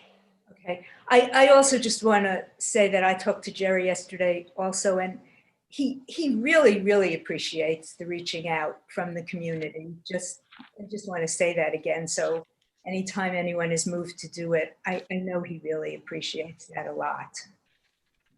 Okay, so let's start the healing service, please, with the song that we always use to introduce the healing service. And please join me from wherever you are, however you can. Mi sheberach avotenu mekor habracha limotenu. May the source of strength, who blessed the ones before us, help us find the courage to make our lives a blessing. And let us say, Amen. Mi sheberach imotenu mekor habracha la'avotenu. Bless those in need of healing with refuah shlema, the renewal of body, the renewal of spirit, and let us say, Amen. Mi sheberach avotenu ve'imotenu, Avraham, Yitzchak, v'Yaakov, Moshe v'Aharon, David u'Shlomo, Sarah, Rivka, Rachel, v'Leah, Bilha v'Zilpah, Hu yivarech v'yirafeh et hacholim, b'nei Avraham v'Sarah, b'nei Adam v'Chava. May God, who blessed our ancestors, bless and heal all those in need of it now. Shoshana bat Pinchas v'Chana, Nancy Peace, Louisa McCleary, Eliyahu B'Tzalel ben Pinchas v'Chana, Meir ben Fege v'Aaron Yitzchak, Dennis McNeely, Jess Kramer, Alexis Watson, Joe Gordon, May Daub, Bob Jelly, Bruce Mallory, Alan Mann, Barbara Dowd, Yaakov Chaim ben Herschel Yitzchak v'Batya, I got his name right, that's Jerry, John O'Brien, Jacques Mansey, Carol Barker, Catherine Doloff, Ken Bosi, Chana Bat Rivka, Lorraine Daniluk, Denise Stelmack, Yitzchak ben Yisrael, Madeline Blake, Rachel Barcelona, Corey Brown, Kara Smoley, Adam Stander, Fotios Rallis, Chana Esther Bat Ayala Hadar. And we know there are so many more, but anyone who has any particular names, would you let us know that now so we can include them? Yeah, Barry? Bela Adela, Bas Barrelade, for Fred Camaro, Josh Haskin. Bob? Salima Jones Daly, Kurt Curtis, George Selfridge, Carol Freeband, Ruth Hirsch. Mike? Dina Baruch bat Miriam and Abraham bat Miriam as well.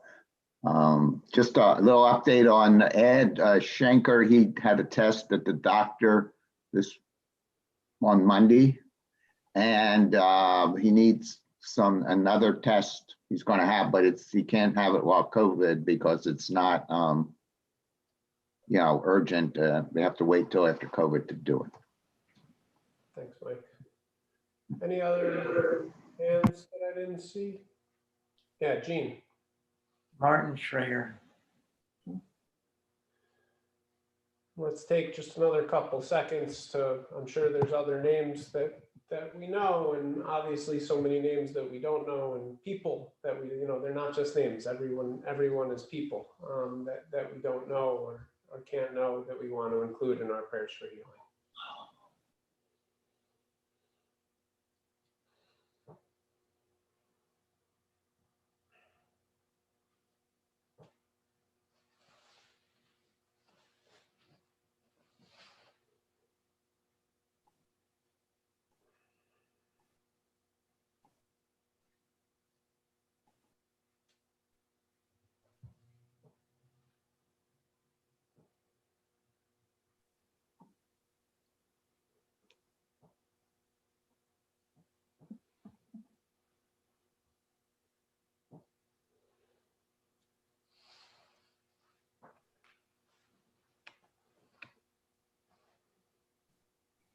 Sharon, whenever you feel ready. And before I finish, I just feel a need to acknowledge the incredibly powerful wave of healing, at least I felt on Wednesday, when dignity and respect and honor and integrity came back here. It really felt very, very powerful to me. I apologize if that in any way offends anyone, but I feel like I need to acknowledge it for myself.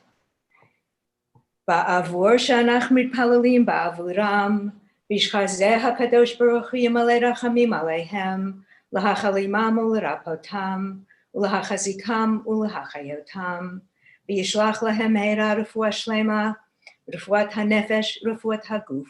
Shabbat himlis ok refuah krova lavo, hashtaba agala v'zman kariv, v'nomar amen.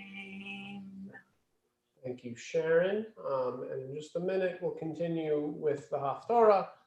First, as you kind of mentioned, this week did mark a pretty significant shift in our country's life and history and landscape. And I do want to include a prayer for our country. And I would feel remiss if I didn't include some of the words from Amanda Gorman's poem that she read at the inaugural on Wednesday. I think she did a really wonderful job of embodying kind of how poetry and prayer really overlap so strongly, whether there's words of scripture in there or not. So I'd like to read as a prayer for our country. I'd like to read the opening two paragraphs of Amanda Gorman's The Hill We Climb. And if you haven't seen it yet, I will not be able to do it justice. And it is widely available on YouTube, the whole thing, but I did want to bring it in this morning. When day comes, we ask ourselves, where can we find light in this never-ending shade? The loss we carry, a sea we must wade. We've braved the belly of the beast. We've learned that quiet isn't always peace. And the norms and notions of what just isn't always justice. And yet the dawn is ours before we knew it. Somehow we do it. Somehow we've weathered and witnessed a nation that isn't broken, but simply unfinished. We, the successors of a country, and at a time where a skinny Black girl descended from slaves and raised by a single mother can dream of becoming president, only to find herself reciting for one. And yes, we are far from polished, far from pristine, but that doesn't mean we are striving to form a union that is perfect. We are striving to forge our union with purpose, to compose a country committed to all cultures, colors, characters, and conditions of man. And so we lift our gazes not to what stands between us, but what stands before us. We close the divide because we know to put our future first, we must put our differences aside. We lay down our arms so we can reach out our arms to one another. We seek harm to none and harmony for all.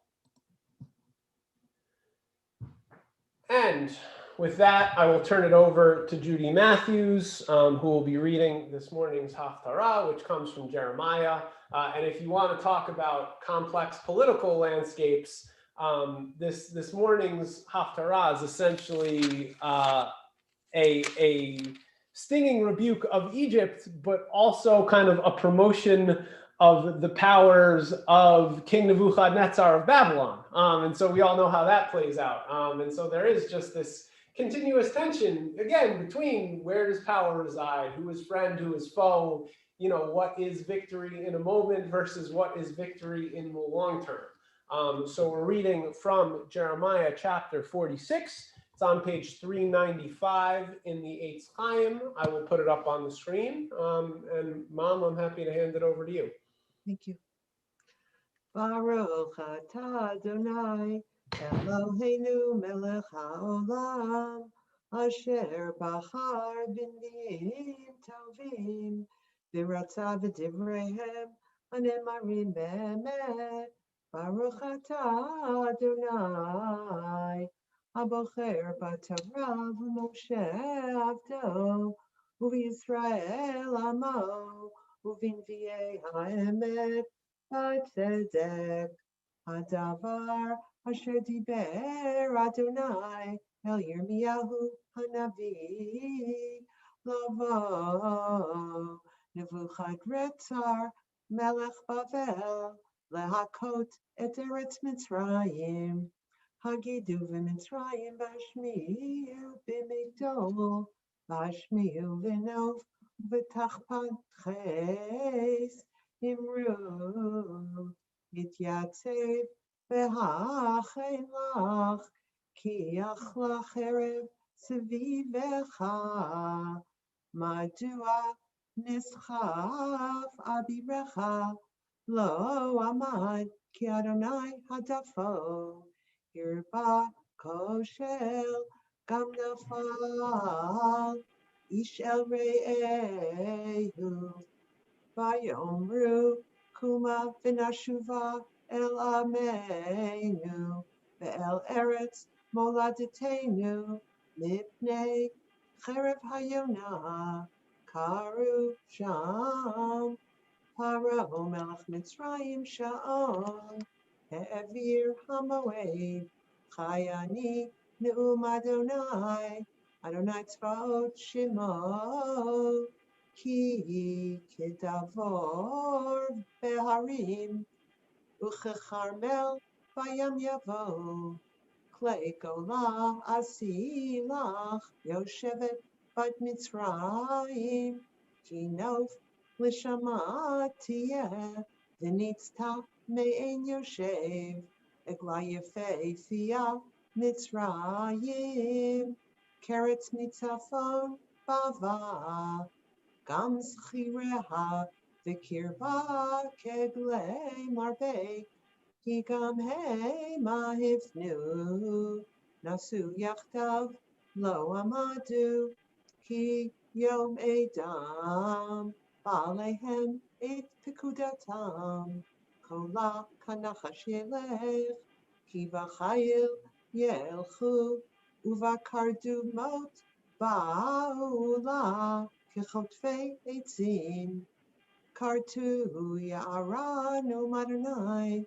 Ki lo yechaker, ki rabu merarbe, v'en lahem mispar, ovisha bat Mitzrayim, nitna b'yad am tzafon, amar, Adonai tzivot, Elohei Yisrael, hineni foked lamon nino, Ve'al Paro vel Mitzrayim, Ve'al Eloheha, Ve'al Melacheha, Ve'al Paro, Ve'al Abotchim bo, Unitatim biyad Mivakshei Nafsham, Uviyad Nebuchadrezzar Melech Babel, Uviyad Avadav, Bacharechem, Tishkon kemekedem nu Adonai, ve'ata al tira avdi Yaakov al techat Yisrael, ki hineni Moshiacha merachot, ve'etzaracha me'eretz shivam, v'shav Yaakov, V'shakat v'sha'anan v'ein machrid, ata al tira avdi Yaakov nu Adonai, ki itcha ani, ki esechala v'chol hagoyim asher hitachticha shama v'otcha Lo esechala, visarticha la mishpat, menakei lo anekacha. Baruch Ata Adonai Eloheinu Melech Haolam, Tzur Kol Halamin, Tzadik L'chol Hadarot, Hayal HaNe'eman, Haomer Voseh, Hamdaber Mekayem, Shechol Dvarav Emet V'Tzedek, Ne'eman Atahu Adonai Eloheinu V'Ne'emanim Dvarecha, V'davar Echad Midvarecha, Achor Le'yashuv Rikam, Ki El Melech Ne'eman V'Rachaman Ata, Baruch Ata Adonai, Ha'el HaNe'eman B'chol Dvarav. Rachem al Tzion ki beit chayenu, v'la'aluvat nefesh toshia b'mehera v'yameinu. Baruch Ata Adonai, v'samech Tzion b'vaneha. Samcheinu Adonai Eloheinu b'le'ana v'yavdecha, v'malchut beit David Mashichecha. B'mehera yavo v'yagel libeinu, al kiso lo yeshev zar v'lo Chalu od achirim et kvodo, ki v'shem kodshcha nishbat alo, shelo yichbenero le'olam va'ed, Baruch Ata Adonai, Magen David, al haTorah, v'al avodah, v'al neviim, v'al yom haShabbat hazeh, shenatata lanu Adonai Eloheinu, likdusha v'limnucha, lechavod u'letif'aret. Al hakol, Adonai Eloheinu, anachnu modin lach, umvarchin motav. Yitbarach shimcha befi kol chai, tamid le'olam va'ed. Baruch Ata Adonai, mekadesh haShabbat. Amen. Yasher Koach. Mom, thank you so much for giving that bookend to this morning's Parsha. Always appreciated. I think many of you can probably guess the next words which are about to come out of my mouth, which is we are running a little bit long. That's the price we pay for good, engaged Torah discussion. I'm not going to speak too much at length, but I do want to share a couple more words on this morning's Parsha, and actually a kind of completely different facet of this morning's Parsha. So I hope you'll bear with me.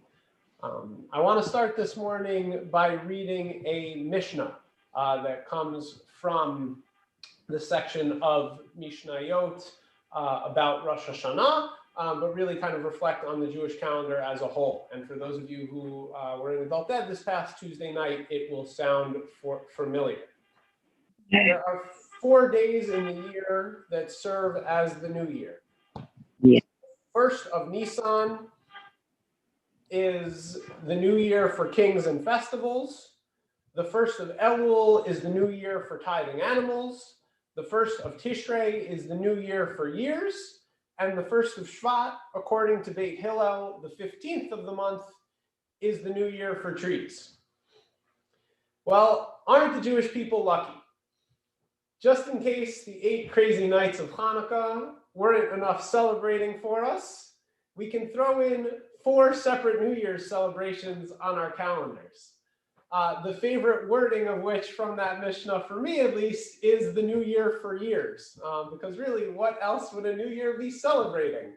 But as we see from the Mishnah, there are so many other occasions to mark, right? There's New Year's that have tax implications. There's New Year's that have ritual implications.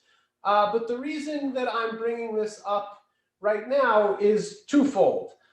First of all, I want the excuse one more time to focus us in on Tu B'Shvat, which we'll be celebrating this week, and to plug the Seder we'll be having on Tuesday evening to celebrate Tu B'Shvat. But a little bit more relevantly, parts of this Mishnah come out of this morning's Parsha. Chapter 12, verse 2 in Exodus reads, HaChodesh hazeh lachem rosh chodashim rishon hu lachem lechodshei hashana. This month shall mark for you the beginning of the months. It shall be the first month of the year for you. It's easy to overlook this passage. Amidst the miraculous events of the plagues and the Exodus, it doesn't stand out. And in fact, since it serves as the preface to the description of the Paschal offering, You could argue that it is maybe the intro to the first boring passage in the entire Torah, genealogy lists aside. But it's actually a very monumental verse. This verse is regarded as the first actual mitzvah commanded in the Torah, as opposed to, say, circumcision, which was commanded to Abraham as an individual and handed down afterwards. This is the first commandment given directly to the nation and given directly to the nation as a whole. And I think you could argue that it is just the tip of the iceberg of the most consequential and impactful set of Jewish laws from antiquity to today. Our calendar really comes to define our lives as Jews. As proof, I'm going to make a statement and look around the Zoom boxes to see what all your reactions are. We are almost exactly to the day 1 month away from Purim and 2 months away from the first Seder. And I see my mom perhaps hamming it up a little bit, but I know that we all have kind of a visceral reaction to these reminders of these events that so define our ritual and communal lives. Beyond just those visceral responses, I think our calendar adds to our cultural uniqueness. Think of all the times you've had to explain to friends and family that somehow the Jewish day begins at night, or that our holidays come early or come late, but somehow never come exactly on time. The rhythm of the calendar certainly permeates throughout our year. Thinking of how closely tied fall is for us to the high holidays and Sukkot, Hanukkah to the dark days of winter, and Pesach, Passover to spring, that embodies what intercalation really is. And in case you're not sure what intercalation is by the fancy word definition, it's the term for how we tie our lunar calendar to the solar calendar through a complex system of addition of leap years that makes sure that we don't have any seasonal drift. But we don't need the dictionary definition. We can feel the definition in our lives as Jews. And the roots of that come back to this Exodus story. Everything from here on out is nation building, and the calendar and its significance is no exception. After all, what could be a more powerful message of escaping slavery than controlling your own time and observing your own holidays? This was at the core of Moses' request to Pharaoh all along, to let the people take a 3-day vacation to worship God in the way that they wanted to. And I wonder how might the story have been different if Pharaoh had deigned to allow this seemingly simple request. The calendar also reestablishes and redefines our nation's relationship with God. Even the language of this verse of the first mitzvah points to the human partnership in these divine processes. This day shall mark for you. As a midrash spells out, this was God handing over the reins of management to the people. And according to Rabbi Joseph Soloveitchik, in matters of the calendar, matters that govern our communal Jewish practice, the earthly court decrees, and the Holy One of Blessed Name complies. One of the most famous contemporary questions about the Jewish calendar is, why do we need 2 days, at least outside the land of Israel? Why are our Passover, Shavuot, and Sukkot celebrations marked by 2 days at the beginning and 2 days at the end? The answer really comes down to us as humans being in charge, and ultimately the fact that we're error prone. When it came to observing the new moon and figuring out festival dates, a rabbinic court needed to be the certifying voice, And that message and that news needed to travel. To play it safe and to make sure we were doing things right, the nation doubled down and figured that if we observed 2 days, at least one would have to be correct. In giving us as humans the privilege to manage our own affairs, we take on a tremendous amount of responsibility and ultimately partnership with God.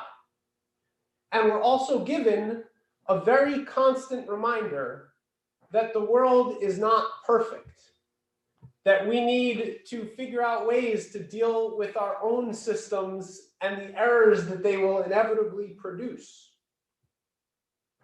And we need to learn how to exist in that space of imperfection and not just count on a divine God to fix it all for us or to give us direct messages of how to enact all of these different laws that we're going to be getting in the next 3.5 books of the Torah.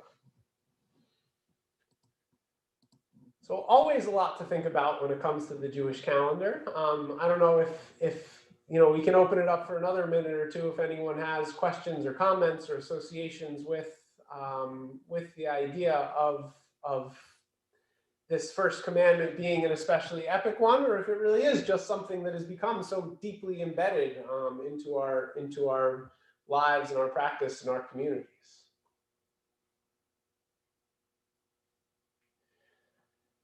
Great. We'll sit with it for days or weeks or months, and it's something we always come back to. I'm going to go ahead and close the ark, and we will move towards the end of services together. We'll continue with the full Kaddish. I'm not going to put it up on the screen, but I invite you to unmute and respond to the words of the Kaddish. Yitkalal v'yikadash me'rava. Amen. Yalmad v'vrach yirutei v'amlich malchutei v'chayichon v'yamachon v'chay l'chol Beit Yisrael b'agala v'zman kariv v'yimeru. Amen. Ishmera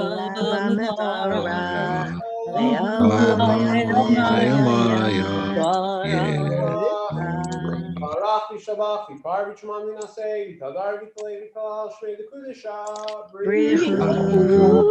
Elan v'kol berchata v'shirata tishchata v'nechamata damiran ve'alma v'yimeru. We stayed on. Amen. Yitkavel torodon l'chol Beit Yisrael kadam l'hon v'shmaya v'yimeru. Amen. Rab min Shemaya v'chayim alinu v'kol Yisrael v'yimeru. Amen. Shalom v'nomav hu yaseh shalom. V'kol Yisrael v'kol Yoshrei Teva v'yimeru. Amen. I'm going to put everyone back on mute and put the Aleinu on the screen so that we can work towards the end of davening together.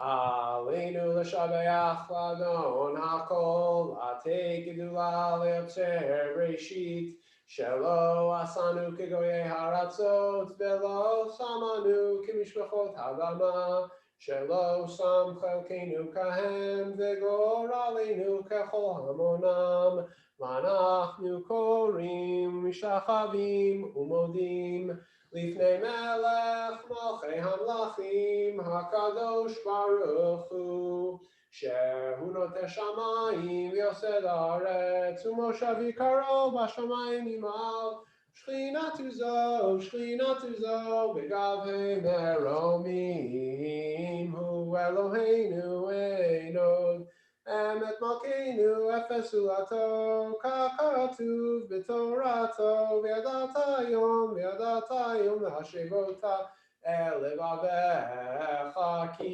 Adonai hu Elohim b'shamayim imal v'haaretz mitachat einod Kakatu v'toratecha Adonai loch le'olam va'ed v'ne'emar v'hayam le'melech al kol haaretz v'yom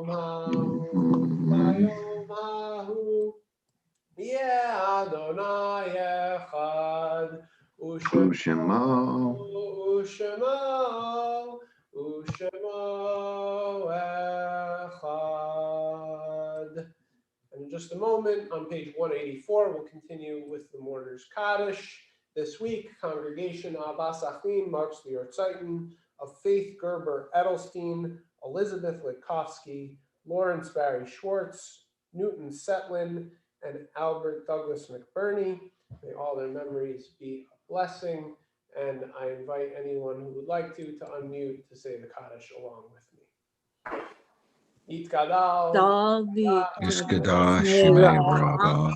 Amen. Dibra Kirte, the Amlichmate, the Chayechun, Yomechun, Ufchaye, Jehobe, Israel, Bargala, Isman Kari, Vimru, Amen. Amen. Yehi Shmei Rabo Mevorach Ve'olam Olamei Omaya.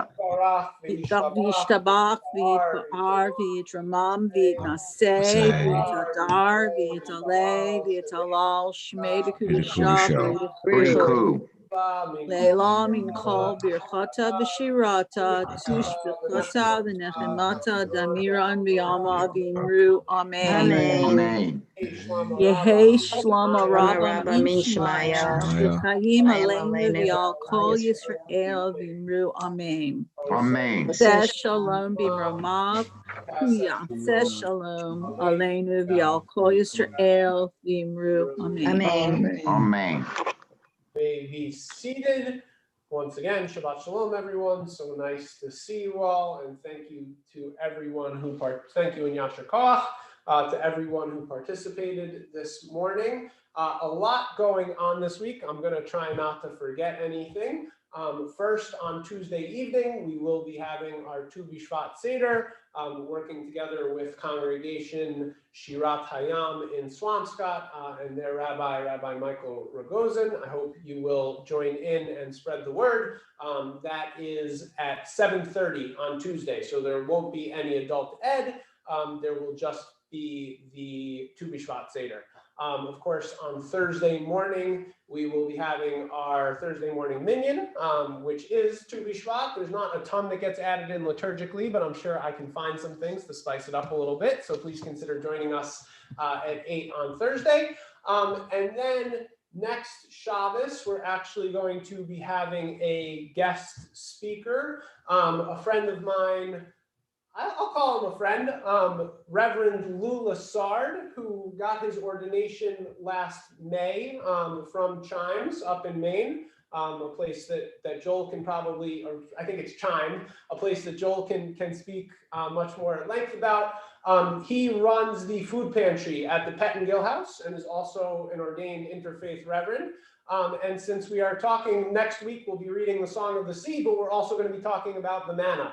And kind of how that represents food scarcity and responses to food scarcity and food need. And so I reached out to him. I think he'll have some really interesting perspective to share with us on this story of early conflict between the Israelites and God with their wanderings in the desert. And then, of course, next Sunday at 4, we will be having our workshop and kind of speaker panel on Judaism and end-of-life practices. And so myself, Mike, and Joel will be involved in that, as well as a guest from the Boston Chevra Kadisha, who will be talking a little bit more about kind of traditional Jewish pre-burial rites and the role of a Chevra Kadisha in the Jewish community. So that's next Sunday at 4. So like I said, a lot going on. And then looking into February, of course, on Valentine's Day, we have the open mic and the coffee house and the concert. And sorry, one other thing, Wednesday night, the Lapin Foundation is sponsoring a speaker in honor of International Holocaust Memorial Day. So yeah, certainly no shortage of ways to fill your calendars with CAA and with Jewish community events. Any other announcements? I see Sharon and then Bruce. I'm sorry, I just want to clarify because I think I had the wrong date. The Sunday afternoon is not tomorrow, but the following Sunday, is that correct? Correct. Oh, January 31st. Thank you. Thank you. Everyone gets a Sunday, except for me and Mike and Joel, who are having a short planning meeting. Everyone else gets a Sunday off from CAA programming this week. Yeah, Bruce. I just wanted to mention the note we got from Anna Smolowitz about terrorism. So there's a film of that, I guess, that we're going to get an invitation to go and see. Yeah, at the beginning, I think the first week of February, Anna, I'm sure everyone is familiar with Anna Smolowitz's Teresian play, and they did actually film it, and she sent an announcement first to Bruce, who forwarded it to me, and then I actually got it as well. So I'll be sharing that information with the community over the next week or so. Yeah, Mike. So this is another calendar where these programs on our Sundays are scheduled according to the football calendar. So we're off this week because there's playoffs, but next week there is no football, and the week after that we're off again for Sunday, and that's when the Super Bowl is. Yeah. Also, just an anecdote, Anna Smolowitz, I believe, is also a graduate of that an interfaith minister from that same place in Maine. Yeah, it's the Chaplaincy Institute of Maine. Yeah, and Joel can speak to it. You know, Joel, you're a founder and a graduate, Joel? Yeah. Not a graduate. I was ordained before, and then with a guy who started Chime. So yes, it's the Chaplaincy Institute of Maine. I'm on faculty. And as mentioned, these are people who have been ordained by Chime. Yeah, and we, of course, if anyone has further questions about Chime, I'm sure Joel would love to answer them, or we can talk to Lou next Saturday. The other thing, I don't actually have an announcement here, but I know since actually Mike just popped it into my head, Super Bowl Sunday is traditionally the worldwide wrap. I don't know if that's happening this year or not, but Barry, if you want to do some poking into that and get back to me, you know, that's traditionally been an excuse for people, not an excuse, a great reason for people to come together and put on tefillin and have a Sunday morning minyan. I don't know if it's happening this year. I'm not super tuned into the club of to the world of Regional Men's Club, but if you hear anything and want to talk about it, let me know. We haven't planned anything yet, but we're working on it. All right, so keep me posted. So maybe you won't get a Sunday off Super Bowl Sunday, but all right. Well, with no further ado, then we will move towards the end of services and conclude with Hatikva, followed by Kiddush and Vishamra. Kol balevav penima nefesh Yehudi homiya fatei mizrach kadima ayin letzion sofia Olo atikvateinu ha'atikva bashnot alpayim liyotam chofshi be'artzeinu eretz Zion Yerushalayim liyotam chofshi be'artzeinu eretz Zion Yerushalayim Veshamru b'nei Yisrael et ha-Shabbat la'asot et ha-Shabbat ledorotam berit olam. Veshamru b'nei Yisrael et ha-Shabbat la'asot et ha-Shabbat ledorotam berit olam.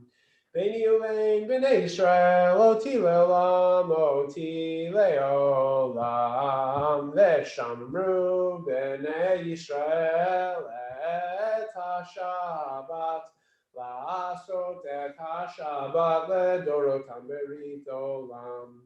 Ki sheish yamim asa Adonai et ha-shamayim v'et ha'aretz veshamru b'nei Yisrael et ha-Shabbat la'asot et ha-Shabbat ledorotam berit olam.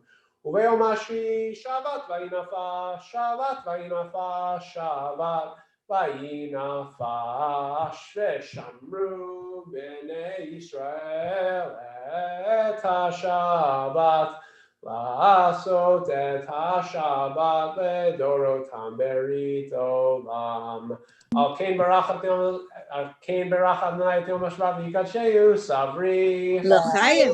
ברוך אתה אדוני אלוהינו מלך העולם בורא פרי הגפן. אמן. ברוך אתה אדוני אלוהינו מלך העולם שהכל יהיה